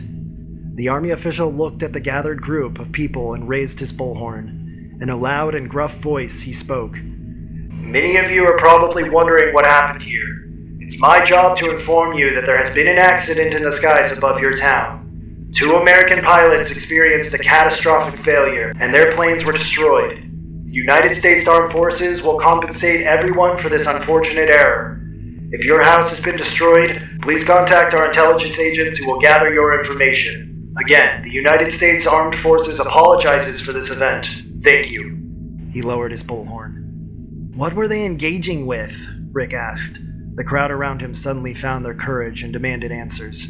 The official raised the bullhorn again. They did not encounter anything. Their jet systems malfunctioned and crashed. That's bullshit, Rick yelled. I understand that this is a lot to take in at once, but we are here to help you. This was a malfunction on the jets that caused the crash. I had heard enough bullshit. I took a few steps towards the official and pointed at the balled-up remains of the jet. Something crushed that fucking plane like it was a potato chip. It's in the shape of a ball, for God's sake. The pilots were screaming about something coming to kill us. What is that about? Rick said, his anger rising with the crowds. This group of neighbors and block party participants was rounding into an angry mob right before my eyes. They were in shock from the trauma, the official said. Oftentimes, pain will make you say things. No, it doesn't, Rick said. I worked in trauma hospitals my whole life. No one ever starts ranting about government conspiracies when they get hurt. What aren't you telling us? We are telling you the truth. I think he's lying, I screamed. The crowd cheered in agreement. There was palpable anger growing in the crowd. The official must have sensed it too, because he glanced back at the convoy of trucks and gave a curt nod. Suddenly, every door opened, and full-armed soldiers got out and fell into formation behind him. You can't intimidate us. You can't force a lie onto us. We know what we saw. He raised his bullhorn again. You are mistaken, sir. Hallucination is a side effect of exposure to chemicals from the exploded jet. I recommend you all go into your homes and wait until our cleanup crew can ensure the spill is contained. At once, every soldier flipped off their safeties. The message was clear. Go and forget this happened or else. Despite the implied threat, something in me snapped. Instead of being cowed, I took another step toward the soldiers. I picked up a rock and hurled it at the smashed jet. It rang off the metal. That's not a fucking hallucination. That's real, I said, pointing up at the sky. Whatever the fuck up there did, this was real too. We heard the noise, we saw the lights. It set off the tornado alarms. Sir, I advise you and your family to return to your home. A gunshot rang out. For a second, everyone froze in place, and I was worried the soldiers would open fire on us. I felt my resolve drain from me in that moment of impending death. I looked over and realized John had let Old Pete join the conversation. The old Marine stood with a pissed-off scowl on his face and his smoking gun aimed in the sky. What about my home? I looked over and was surprised to see John walking toward the soldiers, as angry as I'd ever seen him. It's gone. As I said, the official started. John fired another shot into the air to silence him.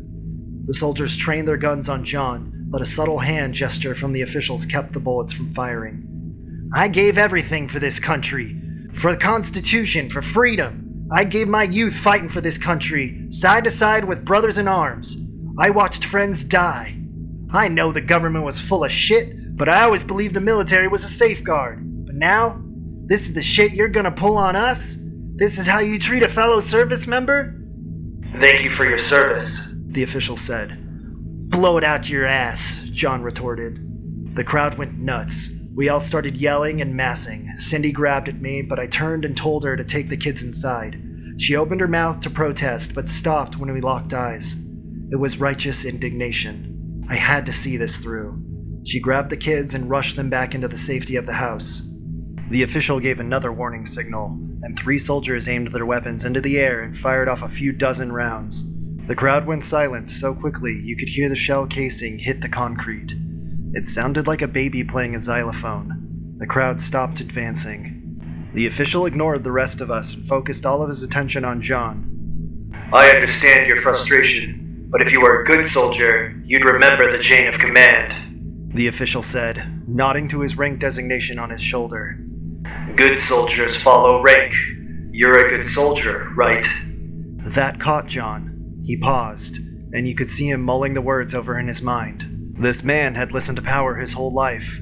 Hell, he had been a tool for it most of his adult years.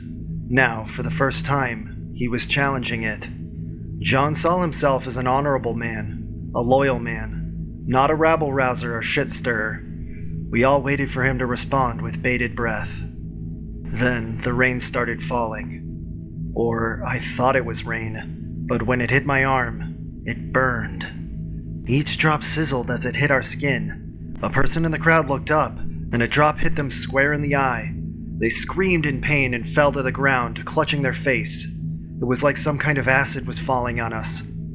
"Oh shit," the official said, all of his bluster fleeing at once. "They seeded the clouds. They're coming. Everyone back inside the vehicles."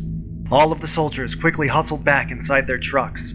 The official gave the crowd a look and yelled, "Get inside, now!" before he took off for the safety of his truck. I turned and ran for my house. As I did, a trumpet blast sent a shockwave that created a small earthquake. I tripped and fell, the falling rain stinging my exposed neck. My ears rang from the blast, but I willed myself into the house anyway. As soon as I entered the door, I stripped off my clothes and tossed them outside. The rain had started to eat through the fabric. I wrapped myself in a throw blanket and rushed to the window to watch the scene unfolding in front of us. I was surprised to see John still standing out there. He hadn't moved from that spot. It was like the decision to go against his core beliefs had caused a malfunction in his brain. As he had aged, his beliefs had curdled into conspiracy. The force he thought was a bulwark against his dreaded deep state now seemed to be working in concert with it. It was too much for him to bear. Even with the prodding of acid rain, John didn't move. He stood there and let the rain eat him away piece by piece. He didn't even scream as the skin sloughed off his body. Instead, he raised old Pete to his temple and pulled the trigger. I slammed the blinds shut and turned away. Reality had broken through. We were in real danger. I grabbed my family and went to the back of the house. We'd write out whatever was happening and pray it didn't get any worse. My kids kept asking me to explain what the heck was going on, but I didn't find an answer that wouldn't make things worse. I instead hugged them tight and told them that I loved them. All we could hear outside was the rain, or whatever it actually was, falling on the roof. I prayed it wouldn't eat through the shingles. I knew there was probably a bee's hive worth of activity going on outside with the military there. Still, my rational brain had returned to me. I no longer cared about anything but surviving the night. We stayed that way for 2 hours. At some point, the adrenaline wore off and the three of them fell asleep. I couldn't, though, because my mind was still reeling. But more than that, I felt the energy around me shift. I felt my mind start to slip. I've written all of this down because I think something is messing with my mind, and I wanted to share my story in case I go crazy or something. I wanted to make sure I got the details just right in case my brain is liquefying or something. I don't know what's waiting for us tomorrow morning, but I'm not sure I'll even make it until then. As soon as I got inside, I started feeling a tickling sensation down my arms and legs. It's like something was dragging their fingernails down my skin. I think this has to do with that rain because no one else in my house mentioned feeling that way. The rain never fell on any of them. In the last 10 minutes or so, I've started noticing moving black shadows in the corners of my vision. When I look at the figures, they just disappear. But they return. They always return. I can sense them watching me. I don't know what they are or what they want, but I'm sure they're not here for a cup of coffee. I can feel my eyes growing heavy, but I'm afraid to sleep. I'm worried they'll come for me then. I'm so scared I'll end up like John. I'm feeling my strength drain from me. I'm drifting now, powering down. I see them emerging from the shadows. Oh God.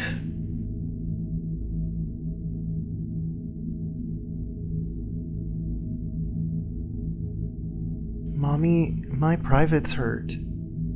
Was there any way for me to know how frightening those 4 words were at the time? Like any mother would do, I got on my knees. Let me see. My 5-year-old son pulled down his pants and showed me. As I looked, a shock of fear went through me. His testicles were red and swollen. I tried not to panic and thought about what it could be. Nothing, other than the worst-case scenario, came to mind. The night before, during bath time, his privates looked normal. What the hell happened? Trying my best not to scare my son, quietly I told him to pull up his pants and put on his shoes. We arrived at the doctor's office 20 minutes later.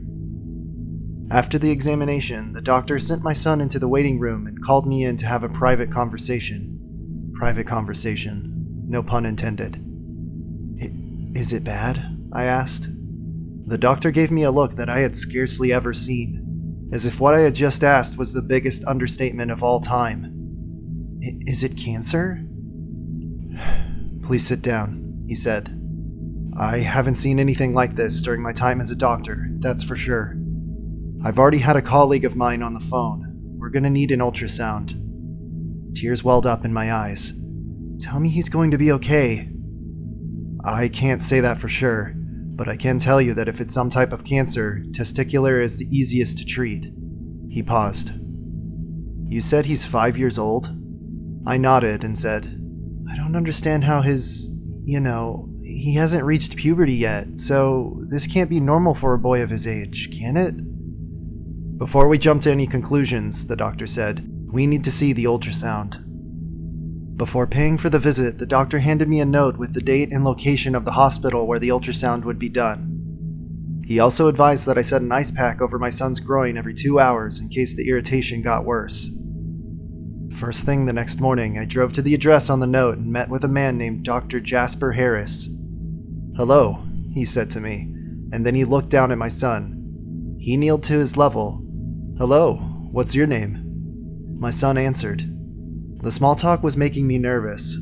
All I wanted was to get the procedure done and over with. The faster this would get done, the faster my baby would get back to normal. Dr. Harris led us both into a room and gave my son a hospital gown. I sat in the waiting room with a book while my son was scanned. Though I was looking at the pages, I wasn't really reading. My mind was elsewhere, on my son. Later, Dr. Harris came into the waiting room with a dour look on his face. Come with me, he said. He brought me into a room full of medical computers. Please, take a seat. He pulled up a chair next to a large screen, and then he showed me the x-rays. Oh my God, I said and covered my mouth. The x-rays showed 2 testicles that were larger than any you would see on a grown man. Both of them came up white on the ultrasound. Surgery must be done immediately, Dr. Harris said. I've never seen anything like this. It seems as if the tumors have encapsulated his testicles. I whimpered in the chair.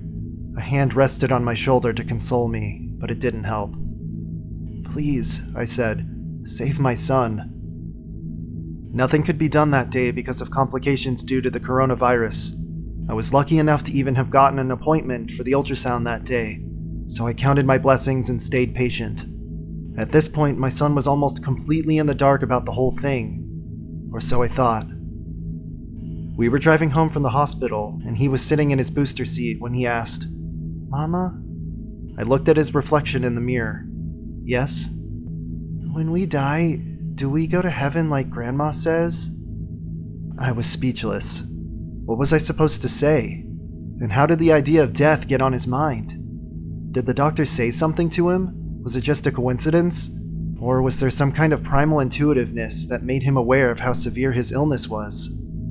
A single tear slipped down my cheek. I don't know, baby. He lay there on the operating table, unconscious. The surgeon and his helpers were shuffling about, preparing for the incision of the cancerous bulbs hanging between my son's legs. Before my son was put under, he cried and made it clear that he wanted me in the room while the surgery was performed. I want you with me, he said. To me, it sounded as if he hadn't finished the sentence, as if he was trying to say, I want you with me, in case I die. I stood in the corner of the cold operation room, wearing a medical apron, rubber gloves, face mask, and a pair of goggles. I was just looking at my feet, waiting for the inevitable. Would he be a freak to his peers? An outcast to society? Would he ever find someone to love him? Not as a mother, but as a lover? These strange, unwanted thoughts floated in my mind like a rocket on a predetermined trajectory through the star systems of the cosmos. They told me not to watch if I didn't want to, I wasn't, but once I heard the scalpel cut through flesh, there was this sound. A wriggling sound. A sloppy, greasy, writhing sound. The bodies of the medical professionals surrounded my son, so I was unable to see him. I stood on my toes, but I still wasn't tall enough to see anything. "Oh my god," a nurse said. What the?" the surgeon said through his covered face. Wet, slapping sounds came. Something was dropping on the room's floor. Blood? The doctor and nurses stood back. One nurse yipped and dropped a stainless steel tool she had been holding. She ran out of the room, the door swinging behind her. The sound of wet drips still came. I looked at the surgeon's feet. Something was wiggling on the floor. Snakes? No, too small for that. A centipede? No, they didn't have legs. As the surgeon and the remaining nurse moved away from the table, I was able to see everything. Everything. Cracked open like eggs. "Honey, breakfast is ready." "Coming, Mom." "Mommy?" "Yes, dear?" "My private's hurt." A parasite? Wet goo and slime from a world far beyond the comprehension of human imagination spewed out from between my baby's legs. But no, let's not be too melodramatic. I'll just say it clearly and simply. My son's testicles had a nest of fucking worms inside of them. They writhed and squirmed and moved and slopped over the table, down to the floor, and over the shoes of the surgeon and nurse. And guess what? Next thing I remember was blackness. I had fainted and cracked my head on the tile floor. I was removed from the room and woke up in a chair located in the large waiting area. I remember squinting because the chair I was sitting in faced the window where the sunset was. Where was I? Right, the hospital, 3rd floor. A nurse with scrubs that were a size too small for her came over with a cup of water. How did they allow nurses to wear that? Her boobs were practically hanging. "Ma'am?" I blinked, and then my eyes focused on the nurse's face. "Yes," I said. "Please drink this." "My son." I bolted straight up. "Where's my son? Those things. Is he all right?" Water tipped over the rim of the paper cup as she put a hand on my shoulder to sit me back down. "He's fine," she answered. "There were just a few minor complications." Minor complications? Huh, very funny. "He lost some blood, but the procedure is over. You can see him in a few hours." I talked to the surgeon about what happened at the operation table. The only answer I got regarding what was inside of my son was, "We're not completely sure what they are or what species of parasitic organisms they belong to. We've run some tests to see if he still had any left inside, but we're not sure if he's clean. We'll have to put him on mebendazole. It's the best we can do for now." And that was it. The men in the black suits showed up to interview me, my son, the surgeon, and both nurses. Who were they? The fuck would I know?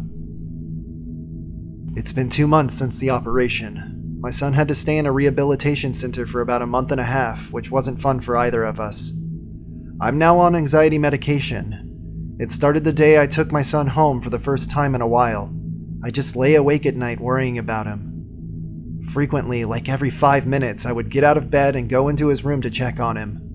I wouldn't get any sleep, and I had to spend time away from work. Things have been hard lately because of it. Child support is next to nothing, no thanks to my ex-husband. At least it seems like the medication is working, so now I'm able to get some sleep. They sent my son home with a clean bill of health minus 2 testicles. Or so they thought. I'm sitting in a waiting room once again. Yesterday, while eating a bowl of cereal and watching the Idiot Box, my son stepped out of his bedroom and shuffled into the kitchen. He said 4 words. "Mommy, my eyes hurt."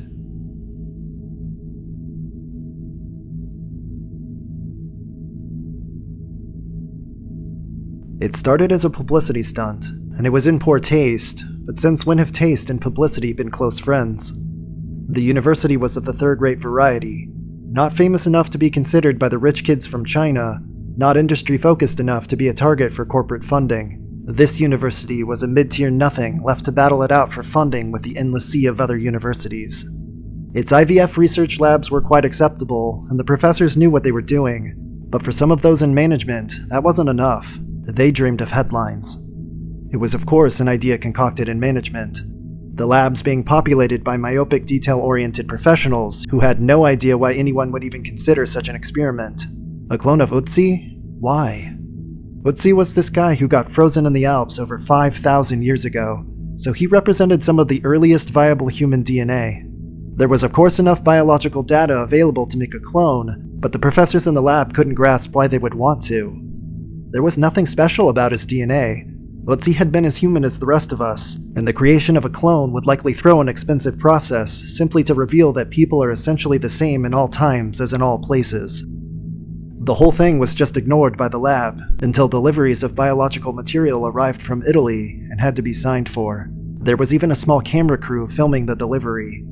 Apparently, someone in management was doing something more than simply cashing his paycheck and scratching his ass, because this cloning project appeared to have been funded, and quite healthily too.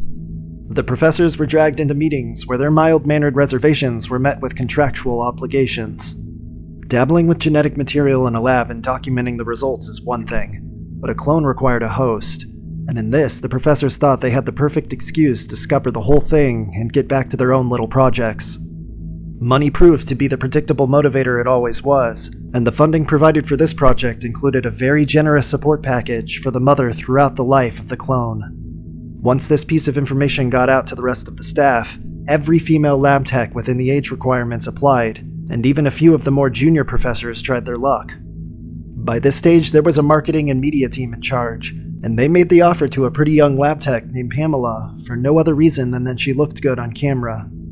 The project never got any more than grudging compliance from the lab staff, but the extra effort suddenly being made on hair, makeup, and general personal grooming among the staff spoke its own contrasting words on the subject. Pamela carried her implemented embryo to term with no real problems, much to the discontent of the film crew and marketing assholes who were busy trying all they could to dramatize what was fundamentally mundane. Pamela kept working away in the lab until the week before delivery. It was at this stage where the project started to make some waves in the mainstream media, with some religious nuts showing up outside the university gates to decree the project as sacrilegious. To the lab staff, it was nothing more than another minor nuisance, and to the marketing people, it was simply far too little a fuss for their expectations. There were some rumblings from some conservative politicians who were simply trying to use the situation to boost their own profile, but by the time cameras were pointed at their faces, the baby had been successfully birthed, and we had not gotten to the place in history where politicians were quite ready to call for infanticide on television. Not just yet. The baby was named Oates, a decision by the marketing team. They figured people would not like the foreign nature of the progenitor's name, and wanted something more familiar and friendly. Oates was born with the usual amount of drama blessedly kept behind closed doors. No woman deserves those moments to be filmed and fussed over. The baby was presented to the world all pink and unremarkable, and despite the best efforts of the hype-starved marketing team, he stayed as dull as all babies are. Filming days became fewer and far between, and the marketing team likewise seemed to become fewer too. As the baby grew, the team in the lab warmed to him, and his mother became less of a lab assistant and more of like a mascot, the lab mom. Oates lived with his mother, and only came to the lab with his mother.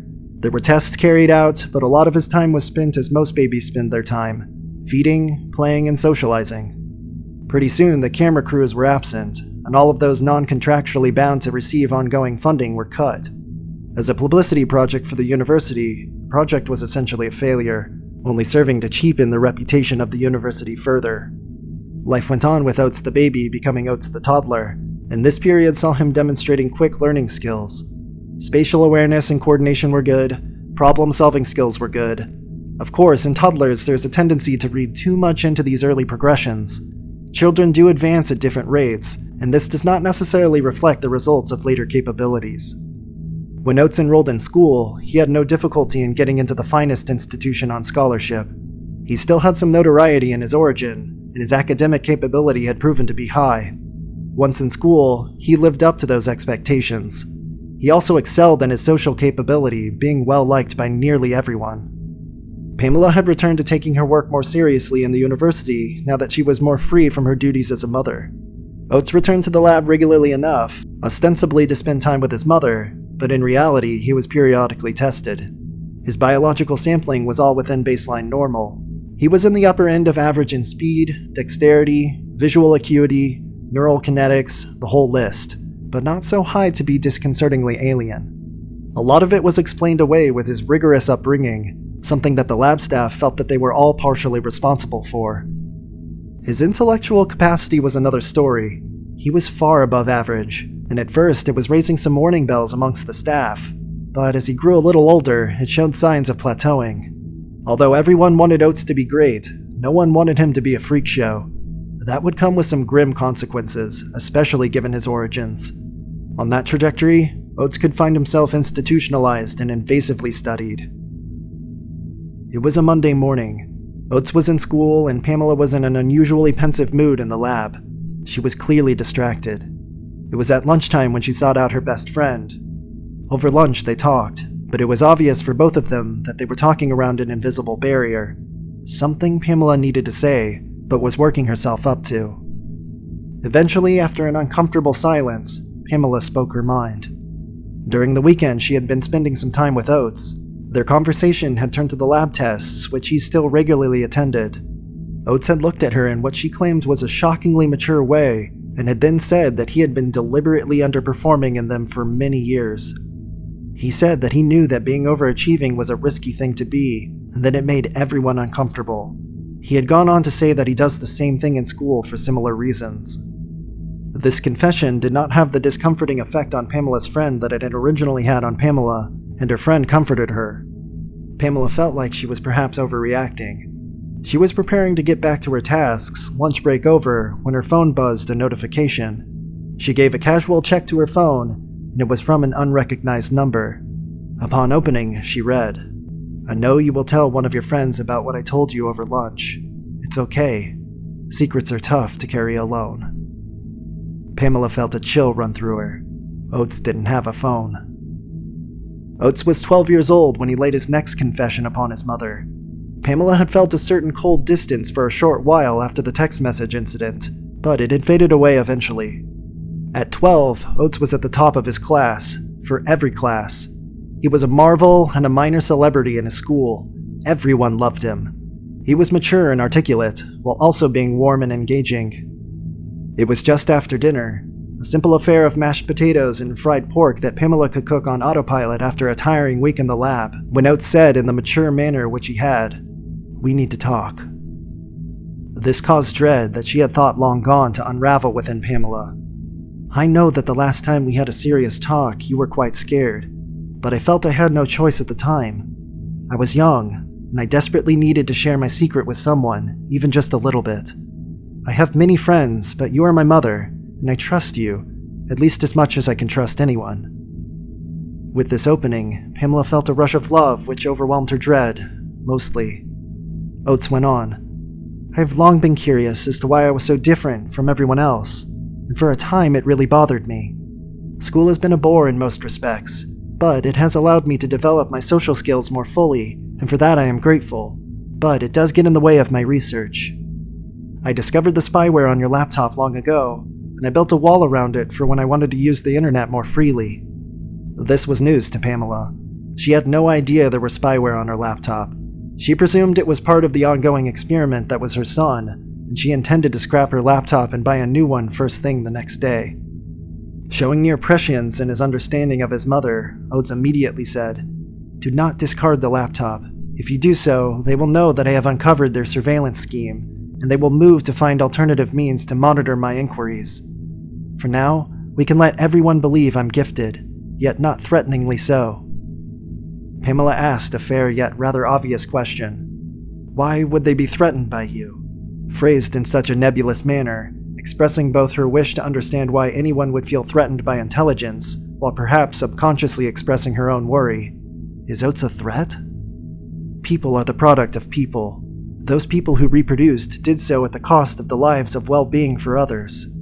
It has been our nature for as long as we have history to view anything that could be aligned against us as such that it will surely become aligned against us, and people have always taken what they see as preventative measures against potential threats, and this is an end of itself, heart of the problem we face today. Intellect such as mine is radically divergent to the current average. I would without a single doubt be taken away from where I can have any liberty should it become known. This perhaps failed to answer the deeper meanings of his mother's question, but he went on. To put it simply, the reason why I'm so different to others is because of breeding. Throughout the entire process of history, two key elements have shaped human evolution. The first is this: the most terrible of us have outperformed the most capable of us. Evolution has not rewarded kindness, and innovators have without exception been predated upon by the manipulators. This is factually consistent across all societies. To compound this, throughout history, the more educated and enlightened of citizens have always been outbred by the dull and the mean. The aggregate result of the past few thousand years of human breeding is that the entire human race is the sum result of the most stupid, the most terrible, and the most corrupt that has gone before, except for me. Pamela was an educated woman. She was intellectually experienced, and life had allowed her to garner at least her fair share of wisdom. But this was to her a shocking way to think. It bypassed her logic circuits and triggered a deep-rooted sense of offense. Yet she had no retort, no cards to play in defense of this damning judgment. She could in no way accept that her son was correct, yet she knew full well that he was. Oates was not finished, and he continued. I was very lucky to realize my danger before it was too late, and managed to rein in my urge to excel to my fullest. I was also lucky to have a caring mother who in her own way inspired me to do the best that I could with the talents that I have. It is in this spirit that I wish to share with you my plan. Pamela was wordless. There was nothing she could say. His praise had touched her, but she could not shake the feeling that even these words were part of his larger stratagem. Yet she loved her son, and she knew that she would gracefully accept the praise and bury the sense of manipulation in time. This is what is going to happen. I will finish school, top of my class. I will cultivate specific friendships which will allow me to, after graduation from Harvard, move into politics. Before that, of course, I will go through officer training school in the military, where I will make the necessary contacts to ensure a frictionless path as I advance through the political ranks. By the time I am 35 years old, I will become the youngest man to be elected president. From this position, I will be able to make the legislative changes necessary to allow the other part of my plan to come to fruition. I have already identified the genetic structures which have become debased through the millennia of harmful selection, and I have put in action through some unwitting contacts I have made a mechanism through much of this harm can be biologically eliminated in future generations. A system will be put in place to control breeding and ensure that we are put back on track as a truly intelligent species. Furthermore, in my position, I will institute systems and rules to push back against the established structures which protect the parasites of our society and promote their predation upon those who deserve better. There will inevitably be some pushback during the initial stages of implementation, mainly from less developed nations that it will not be able to apply economic pressure to, but I am confident that I can see this mission to its completion before my death. This is not going to be easy, but I know that I have no choice. I know that we can be better. His mother, with tears in her eyes, went around the table and embraced her son, and he gripped her as the boy his terrifyingly adult speech had occluded. From the table, she slid the knife he had used to section his dinner, and with the precision of a trained lab technician, she plunged the blade into his neck one-handed, over and over, while she held his writhing body in the other hand.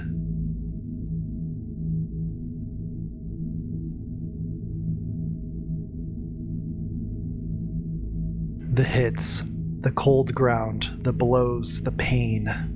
Curling to protect myself from the truncheons, I felt like traveling back in time when I used to protect my teenage self from my father's fists. Don't worry, Colton, we'll take you to your favorite spot, one of the prison wardens said to me while they kept on bludgeoning me, their favorite and sadistic fitness exercise. What's up, Colt? You wanted to fight earlier, why don't you want to show us what you got? Another one asked. I did not resist once. Not that I enjoyed the beating, or I liked the so-called spot, but I just needed some kind of rest or escape. After they decided I got enough, the wardens picked up what was left of me and dragged me to solitary confinement. A pile of reinforced concrete bricks devoid of windows or any source of light, with a small metallic door and a small shelf equipped with a vision panel. That was the spot, one of the isolation cells. They threw me inside and locked the door without wishing me a good stay as they used to. 2nd of March, 97. I whispered while getting up, trying not to lose track of the dates since I did not know how long they intended to keep me inside that hell. Surrounded by pure darkness, I waved my arms around slowly until I located the tiny bed in front of me before I sat and sighed. The old and dirty bed squeaked, and I closed my eyes trying to think of anything positive when I suddenly felt a weight pressing the part of the mattress next to me as the bed squeaked for a second time. "Who's that?" I asked. I obtained silence for an answer. My eyes reflexively widened, more due to fear than the need to see who or what was there. I flailed my arms in the direction of the squeaking sound, trying to seize the culprit, but to no avail. Instead, my gesture prompted the intruder to speak. "I wish you die here." I clearly heard from a husky female voice. Hey, what? Get me out of here, hey! I shouted as I stood up, walking backwards until my back touched the metallic door. I turned around and added, "Get me out of here, I want to get out, please!" I pleaded as my heart sunk in despair. "Shut the fuck up," a warden said as he arrived, hitting the door with his truncheon. "Please, man, hey, please, let me out of here, there's some fucking freak in here," I tried to explain. "I said shut the fuck up. Is that the only shit you could come up with? What are you up to? Or should I say, what are you on?" the warden asked. I swear, I heard something. You gotta let me out. Please," I insisted. "We all know you're alone in that cell, Colt. Just shut up and enjoy your stay, inmate. If I hear you again, you're gonna be very sorry," he warned and left, turning deaf ears to my pleas. "What did you expect, inmate?"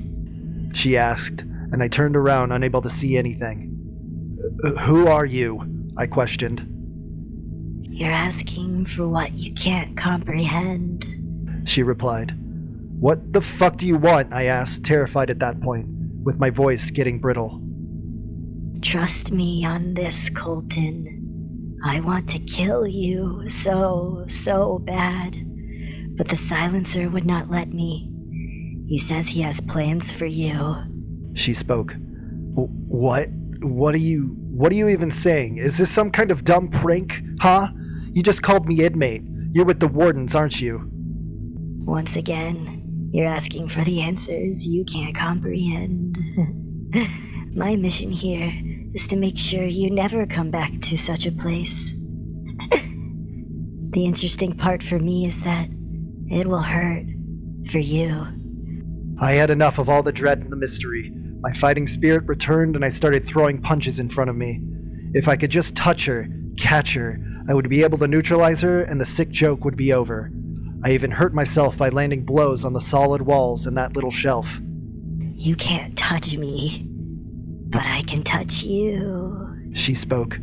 What is this? What are you?" I shouted in despair and frustration. "My turn," she said. I felt something pull my left arm, something immaterial, as if some kind of black hole or portal tried to absorb it. I resisted, trying to pull away in vain, but after a few seconds I felt pressure around my hand and forearm, and in no time, that thing started to crush my limbs as I screamed in pain. I felt the bones shattering and tearing through the skin, and heard the warden coming back and yelling at me. Fortunately, the excruciating pain knocked me out. 2 days later, I woke up in the medical facility. I tried to sit up, but I quickly realized that my left forearm and hand were missing. The nurses told me that the damage was beyond repair, and no other choice was left. They had to act quickly and decided for me to prevent the worst, as something unknown had severely infected the amputated part. I never saw or heard that woman again, and I never went back to prison again either.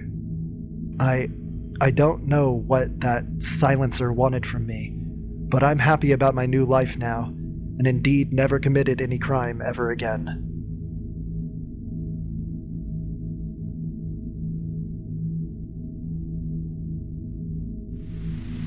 Emergency alert. Warning, this is not a test. I repeat, this is not a test. Citizens of the world, lock all doors. Close all of your blinds. Do not go near any windows. Do not look outside. Do not leave your house. Stay in a room with no windows. Gather what supplies you can. Turn all of the lights off and do not open the door for anything. When I first heard it, it didn't sound real. It sounded fake, like something in a horror movie, but it was an emergency, so I decided I probably should do what they were telling me to do. I grabbed a flashlight, pillow, my phone, charger, food, and basic other stuff to keep me entertained while this stuff happened. I had no idea what was going on, but once I got into the bathroom and got comfy, I texted my parents asking them if they got the alert. They also did. They said citizens of the world. Did they actually broadcast that to the world? I asked myself. So I texted an internet friend that lives across the world, and they said that they got it too. The same exact message. And to be honest, it's kind of scary. They tell you what to do, but not what's going on, and people are scared of that. 20 minutes later. Emergency alert. This is not a test. I repeat, this is not a test. Unknown creatures have been knocking on people's doors and been killing people that open the door. There is 5 major hotspots: Washington, D.C., Tokyo, Toronto, Moscow, and London. They have been located all around, but it seems as if they are attacking those places first. This is an invasion. Stay in your rooms. Do not open any doors. Do not look outside. They can kill you instantly with just a look. May God help us all. Emergency nuke sirens are going off. Tornado sirens are going off. What is going on? Is this a prank?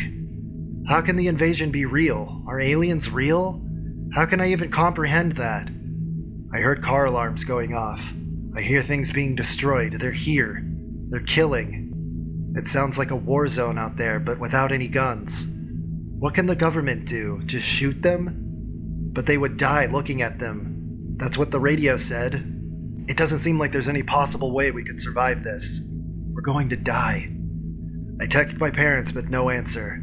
I text my brother and sister, no answer. I start to panic now. What if my family's gone? And all I can do is listen to other people's families get murdered. The nuke sirens have started again, and they're very loud, shaking my whole apartment. I wonder what the other people in my building are thinking. Probably like me, this is it. This is the end of the world. Everyone on the planet will die. I hear a knock at my door, but I don't answer it. I hear someone screaming for me to open it. I mean, it sounded human. Should I open it? No, that would be stupid. Emergency alert. This is not a test. I repeat, this is not a test. The extraterrestrials are attacking every major city in the world. We have not found out any information on what they want. Stay inside. Millions, if not billions, are dead. Stay inside. It's as if the government has given up now. There's no way to fight, and these messages are less helpful each time they come on. If he's right and there are billions dying, I don't know how we can survive this. I mean, I have so far, but it doesn't sound like for long. I hear buildings being destroyed. I hear cars being destroyed. My building has been hit a few times. I'm hearing my world crumble before me. At this point, there's no reason to hope anymore. There's so many dying, and there's so much chaos. It sounds like they're going to get everyone. I would love to know what one of these things look like, but if I see them, I die. I hope someone takes a picture if we do end up surviving this. I want to see it. I want to see what's killing us. But the end is nowhere near, and I don't even know how many people we have left. Should I just end it? Maybe I should die before they get me. I don't want to die by those things. Plus, what if I do survive and get survivor's guilt? There's no way Emergency alert. This is not a test. I repeat, this is not a test. The extraterrestrials have left, and left millions of people dead. If you're alive, please tap the button on your phone now. If on a radio, tune to 104 and state your name and city. We will update you in 20 minutes. There's no way I would want to live. That's what I was going to say, and yet somehow, I'm actually alive. Do I want to die now? Well, no. But how many people are alive? What did these things want? Why did they attack us? There's too many questions to even ask right now. At this point, all we can do is try to figure out some numbers and restart society. How can a world like ours recover from something like this?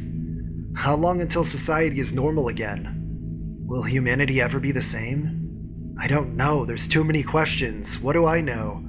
I don't know. What do I know is that I could have lost everything. I'll text my friends and family and come back with some numbers.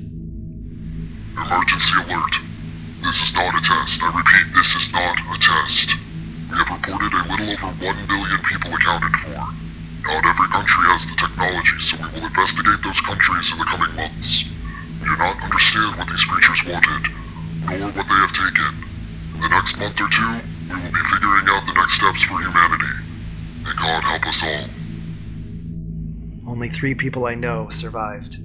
My sister, my uncle, and my best friend. Everyone else is dead. I want to kill myself, but at the same time, humanity needs me. We need each other to continue human life. Only time will tell what to do next. If there is anything next. Edit. It's 2 weeks later. The guilt is too much. I'm a fucking coward. Goodbye.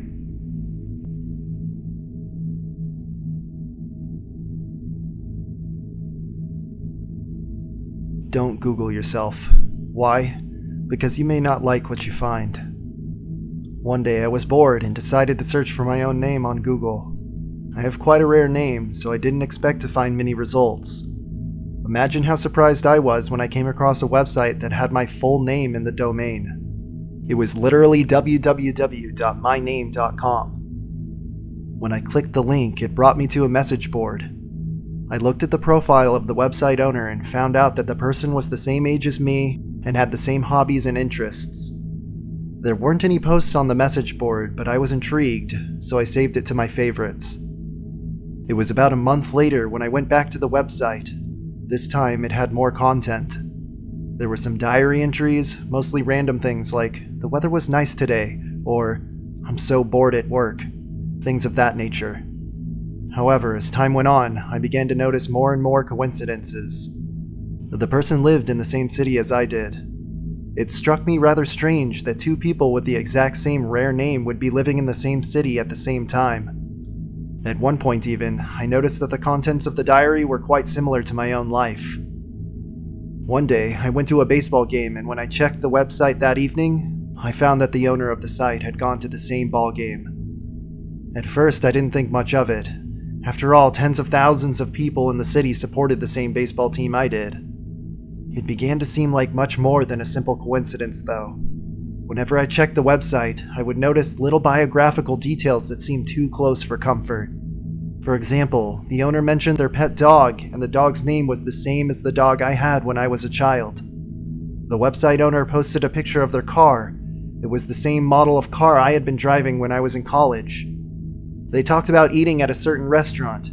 It was the same restaurant I had gone to all the time when I was working at my previous job. One day, when I looked at the message board, people had written messages to the owner saying happy birthday.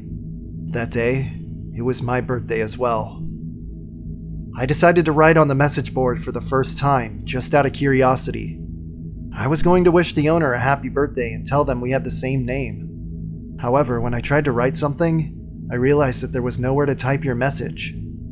It wasn't a message board at all. It was just a static page. That's odd, I thought to myself. In other words, whoever owned that website had gone to a lot of trouble to make it seem as if it was an interactive site, as if there were other people posting on it, when in actual fact, all the content must have been created by the owner. Why on earth would someone do that? I wondered. I decided to send an email to the owner.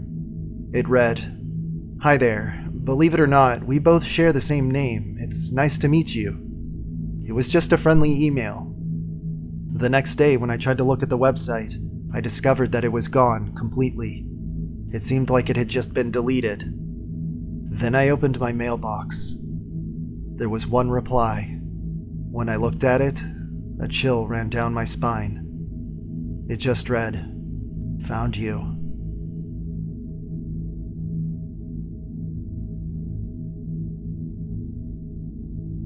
Billy Weaver had traveled down from London on the slow afternoon train, with a change at Swindon on the way, and by the time he got to Bath, it was about 9 o'clock in the evening. The moon was coming up out over a clear starry sky over the houses opposite the station entrance, but the air was deadly cold, and the wind was like a flat blade of ice on his cheeks. "Excuse me," he said, "but is there a fairly cheap hotel not too far away from here?" "Try the Bell and Dragon," the porter answered, pointing down the road. "They might take you in. It's about a quarter of a mile along the other side." Billy thanked him and picked up his suitcase and set out to walk the quarter-mile to the Bell and the Dragon. He had never been to Bath before. He didn't know anyone else who lived there.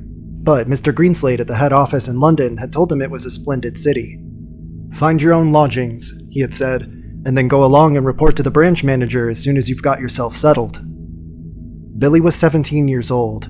He was wearing a new navy blue overcoat, a new brown trilby hat, and a new brown suit, and he was feeling fine. He was walking briskly down the street. He was trying to do everything briskly these days. Briskness, he had decided, was the common characteristic of all successful businessmen. The big shots up at head office were absolutely fantastically brisk all the time. They were amazing. There were no shops on this wide street that he was walking along, only a line of tall houses on each side, all of them identical. They had porches and pillars and 4 or 5 steps going up to their front doors, and it was obvious that once upon a time they had been very swanky residences.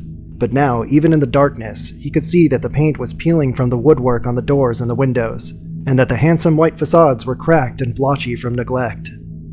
Suddenly, in a downstairs window that was brilliantly illuminated by a street lamp not 6 yards away, Billy caught sight of a printed notice propped up against the glass in one of the upper panes. It said, "Bed and breakfast." There was a vase of yellow chrysanthemums, tall and beautiful, standing just underneath the notice. He stopped walking and moved a bit closer.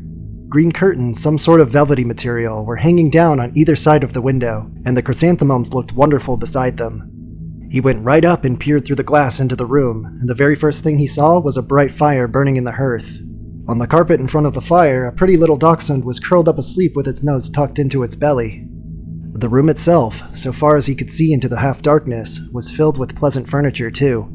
There was a baby grand piano and a big sofa and several plump armchairs, and in one corner he spotted a large parrot in a cage. Animals were usually a good sign in a place like this, Billy told himself, and all in all it looked to him as though it would be a pretty decent house to stay in. Certainly it would be more comfortable than the Bell and Dragon. On the other hand though, a pub would be more congenial than a boarding house. There would be beer and darts in the evenings, and lots of people to talk to, and it would probably be a good bit cheaper too. He had stayed a couple nights in a pub once before, and he liked it. He had never stayed in any boarding houses though, and to be perfectly honest, he was a bit frightened by them. The name itself conjured up images of watery cabbage, rapacious landladies, and a powerful smell of kippers in the living room. After dithering about like this in the cold for 2 or 3 minutes, Billy decided that he would walk on and take a look at the Bell and Dragon before making up his mind. He turned to go, and now a queer thing happened to him. He was in the act of stepping back and turning away from the window when all at once his eye was caught and held in the most peculiar manner by the small notice that was there. "Bed and breakfast," it said. "Bed and breakfast. Bed and breakfast. Bed and breakfast." Each word was like a large black eye staring at him through the glass, holding him, compelling him, forcing him to stay where he was and to not walk away from that house. And the next thing he knew, he was actually moving across from the window to the front door of the house, climbing the steps that led up to it, and reaching for the bell. He pressed the bell. Far away in a back room he heard it ringing, and then at once, it must have been at once because he hadn't even had time to take his finger from the bell button, the door swung open and a woman was standing there. Normally you ring the bell and you have to wait at least half a minute for the door to open, but this dame was like a jack-in-the-box. He pressed the bell, and out she popped. It made him jump, actually. She was about 45 or 50 years old, and the moment she saw him, she gave him a warm, welcoming smile. "Please come in," she said pleasantly. She stepped aside, holding the door wide open, and Billy found himself automatically starting forward into the house. The compulsion, or, more accurately, the desire to follow after her into that house was extraordinarily strong. "I saw the notice in the window," he said, holding himself back. "Yes, I know. I was wondering about a room." "It's all ready for you, my dear," she said. She had a round pink face and very gentle blue eyes. "I was on my way to the Bell and Dragon," Billy told her, "but the notice in the window just happened to catch my eye." "My dear boy," she said, "why don't you come out of the cold?" "How much do you charge?" 5 and 6 a night, including breakfast. It was fantastically cheap. It was less than half of what he had been willing to pay. "If that is too much," she added, "then perhaps I can reduce it just a tiny bit. Do you desire an egg for breakfast? Eggs are expensive at the moment. It would be 6 less without the egg." 5 and 6 is fine," he answered. "I should like very much to stay here." "I knew you would. Do come in." She seemed terribly nice. She looked exactly like the mother of one's best school friend welcoming one into the house to stay for the Christmas holidays. Billy took off his hat and stepped over the threshold. "Just hang it there," she said, "and let me help you with your coat." There were no other hats or coats in the hall. There were no umbrellas, no walking sticks, nothing. "We have it all to ourselves," she said, smiling at him over her shoulder as she led the way upstairs. "You see, it isn't very often I have the pleasure of taking a visitor into my little nest." The old girl is slightly dotty, Billy told himself, but at 5 and 6 pence a night, who gives a damn about that? "I should have thought you'd be simply swamped with applicants," he said politely. "Oh, I am, my dear, I am, of course I am. But the trouble is, I'm inclined to be just a teeny-weeny bit choosy and peculiar, if you see what I mean." "Ah, yes. But I'm always ready. Everything is always ready day and night in this house, just in an off chance that an acceptable young gentleman will come along. And it is such a great pleasure, my dear, such a very great pleasure when now and again I open the door and see someone standing there who is just exactly right." She was halfway up the stairs, and she paused with one hand on the stair rail, turning her head and smiling down at him with pale lips.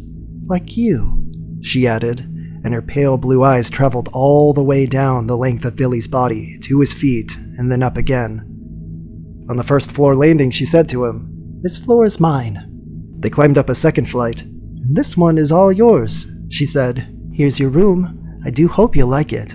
She took him into a small but charming front bedroom, switching on the light as she went in. "The morning sun comes right in the window, Mr. Perkins. It is Mr. Perkins, isn't it?" "No," he said. "It's Weaver."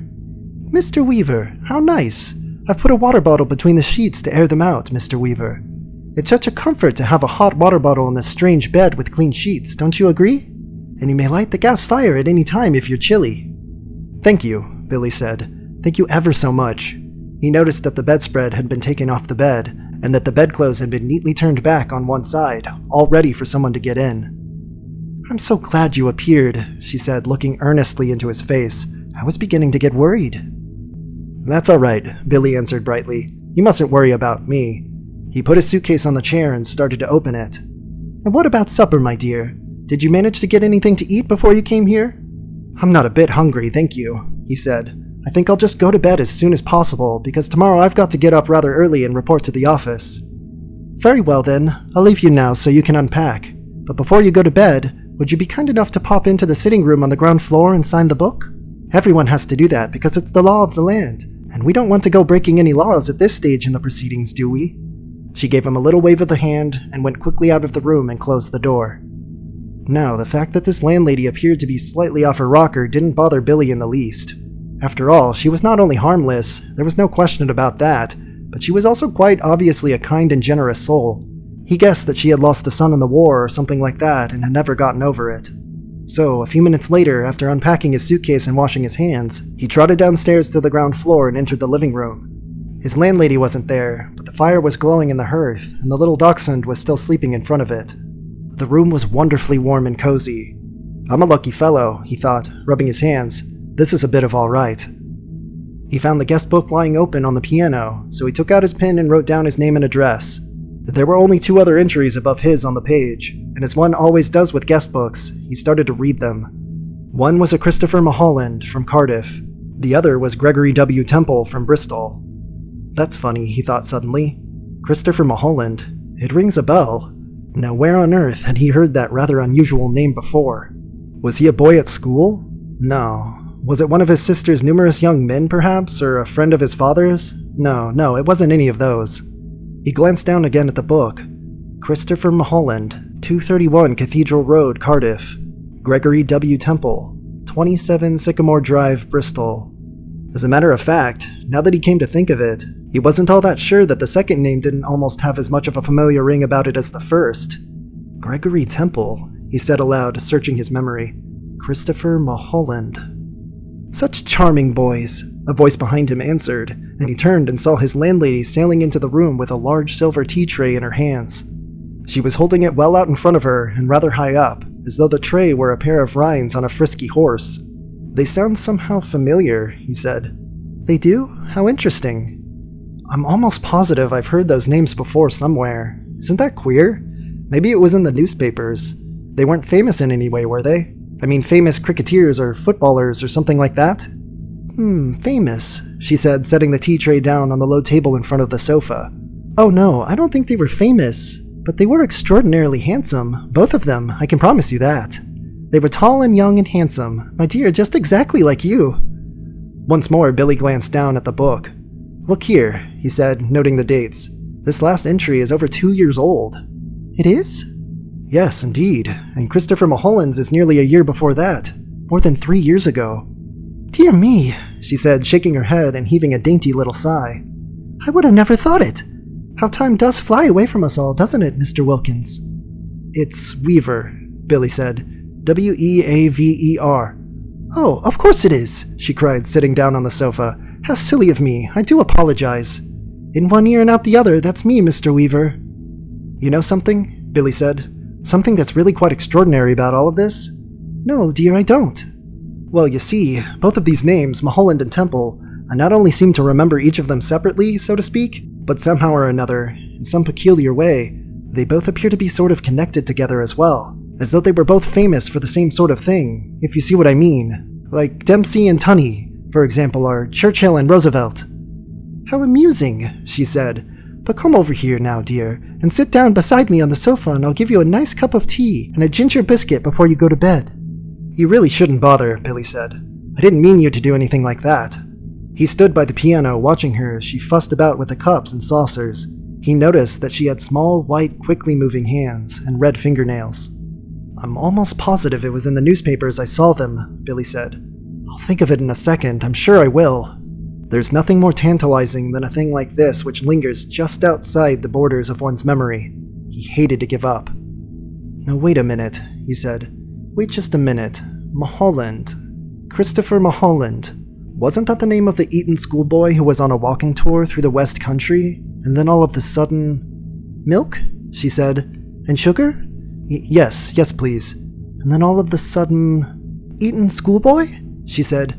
Oh no, my dear, that can't possibly be right, because my Mr. Mulholland was certainly not an Eton schoolboy when he came to me. He was a Cambridge undergraduate. Come over here now and sit next to me and warm yourself up in front of this lovely fire. Come on, your tea's all ready for you. She patted the empty place beside her on the sofa, and she sat there smiling at Billy and waiting for him to come over. He crossed the room slowly and sat down on the edge of the sofa. She placed his teacup on the table in front of him. There we are, she said. How nice and cozy this is, isn't it? Billy started sipping his tea. She did the same. For half a minute or so, neither of them spoke, but Billy knew that she was looking at him. Her body was half turned towards him, and he could feel her eyes resting on his face, watching him over the rim of her teacup. Now and again, he caught a whiff of a peculiar smell that seemed to emanate directly from her person. It was not in the least unpleasant, and it reminded him, well, he wasn't quite sure what it reminded him of. Pickled walnuts? New leather? Or was it the corridors of a hospital? Mr. Mulholland was a great one for his tea, she said at length. Never in my life have I seen anyone drink as much tea as dear, sweet Mr. Mulholland. I suppose he left fairly recently, Billy said. He was still puzzling his head about the two names. He was positive now that he had seen them in the newspapers, in the headlines. Left? She said, arching her brows. But my dear boy, he never left. He's still here. Mr. Temple is also here. They're on the 3rd floor, both of them together. Billy set down his cup slowly on the table and stared at his landlady. She smiled back at him, and then she put out one of her white hands and patted him comfortingly on the knee. How old are you, my dear? She asked. 17. 17? She cried. Oh, it's the perfect age. Mr. Mulholland was also 17, but I think he was a trifle shorter than you are. In fact, I'm sure he was, and his teeth weren't quite so white. You have the most beautiful teeth, Mr. Weaver. Did you know that? They're not as good as they look, Billy said. They've got simply masses of fillings in them at the back. Mr. Temple, of course, was a little older, she said, ignoring his remark. He was actually 28, and yet I never would have guessed it if he hadn't have told me. Never in my whole life. There wasn't a blemish on his body. A what? Billy said. His skin was just like a baby's. There was a pause. Billy picked up his teacup and took another sip of his tea. Then he set it down again gently into its saucer. He waited for her to say something else, but she seemed to have lapsed into another of her silences. He sat there staring straight ahead of him into the far corner of the room, biting his lower lip. That parrot, he said at last. You know something? It had me completely fooled when I first saw it through the window from the street. I could have sworn it was alive. Alas, no longer. It's most terribly clever the way it's been done, he said. It doesn't look in the least bit dead. Who did it? I did. You did? Of course, she said. And have you met my little Basil as well? She nodded towards the dachshund curled up comfortably in front of the fire. Billy looked at it, and suddenly he realized that this animal had all the time been just as silent and motionless as the parrot. He put out a hand and touched it gently on the top of its back. The back was hard and cold, and when he pushed the hair to one side with his fingers, he could see the skin underneath, grayish-black and dry and perfectly preserved. Good gracious me, he said. How absolutely fascinating. He turned away from the dog and stared with deep admiration at the little woman beside him on the sofa. It must be most awfully difficult to do a thing like that. Not in the least, she said. I stuff all my little pets myself when they pass away. Will you have another cup of tea? No, thank you, Billy said. The tea tasted faintly of bitter almonds, and he didn't much care for it. You did sign the book, didn't you? Oh, yes. That's good, because later on, if I happen to forget what you were called, then I can always come down here and look it up. I still do that almost every day with Mr. Mulholland and Mr. Temple, Billy said. Gregory Temple. Excuse my asking, but haven't there been any other guests here except them in the last 2 or 3 years? Holding her teacup high in one hand, inclining her head slightly to the left, she looked up at him out of the corner of her eyes and gave him another gentle little smile. No, my dear, she said. Only you.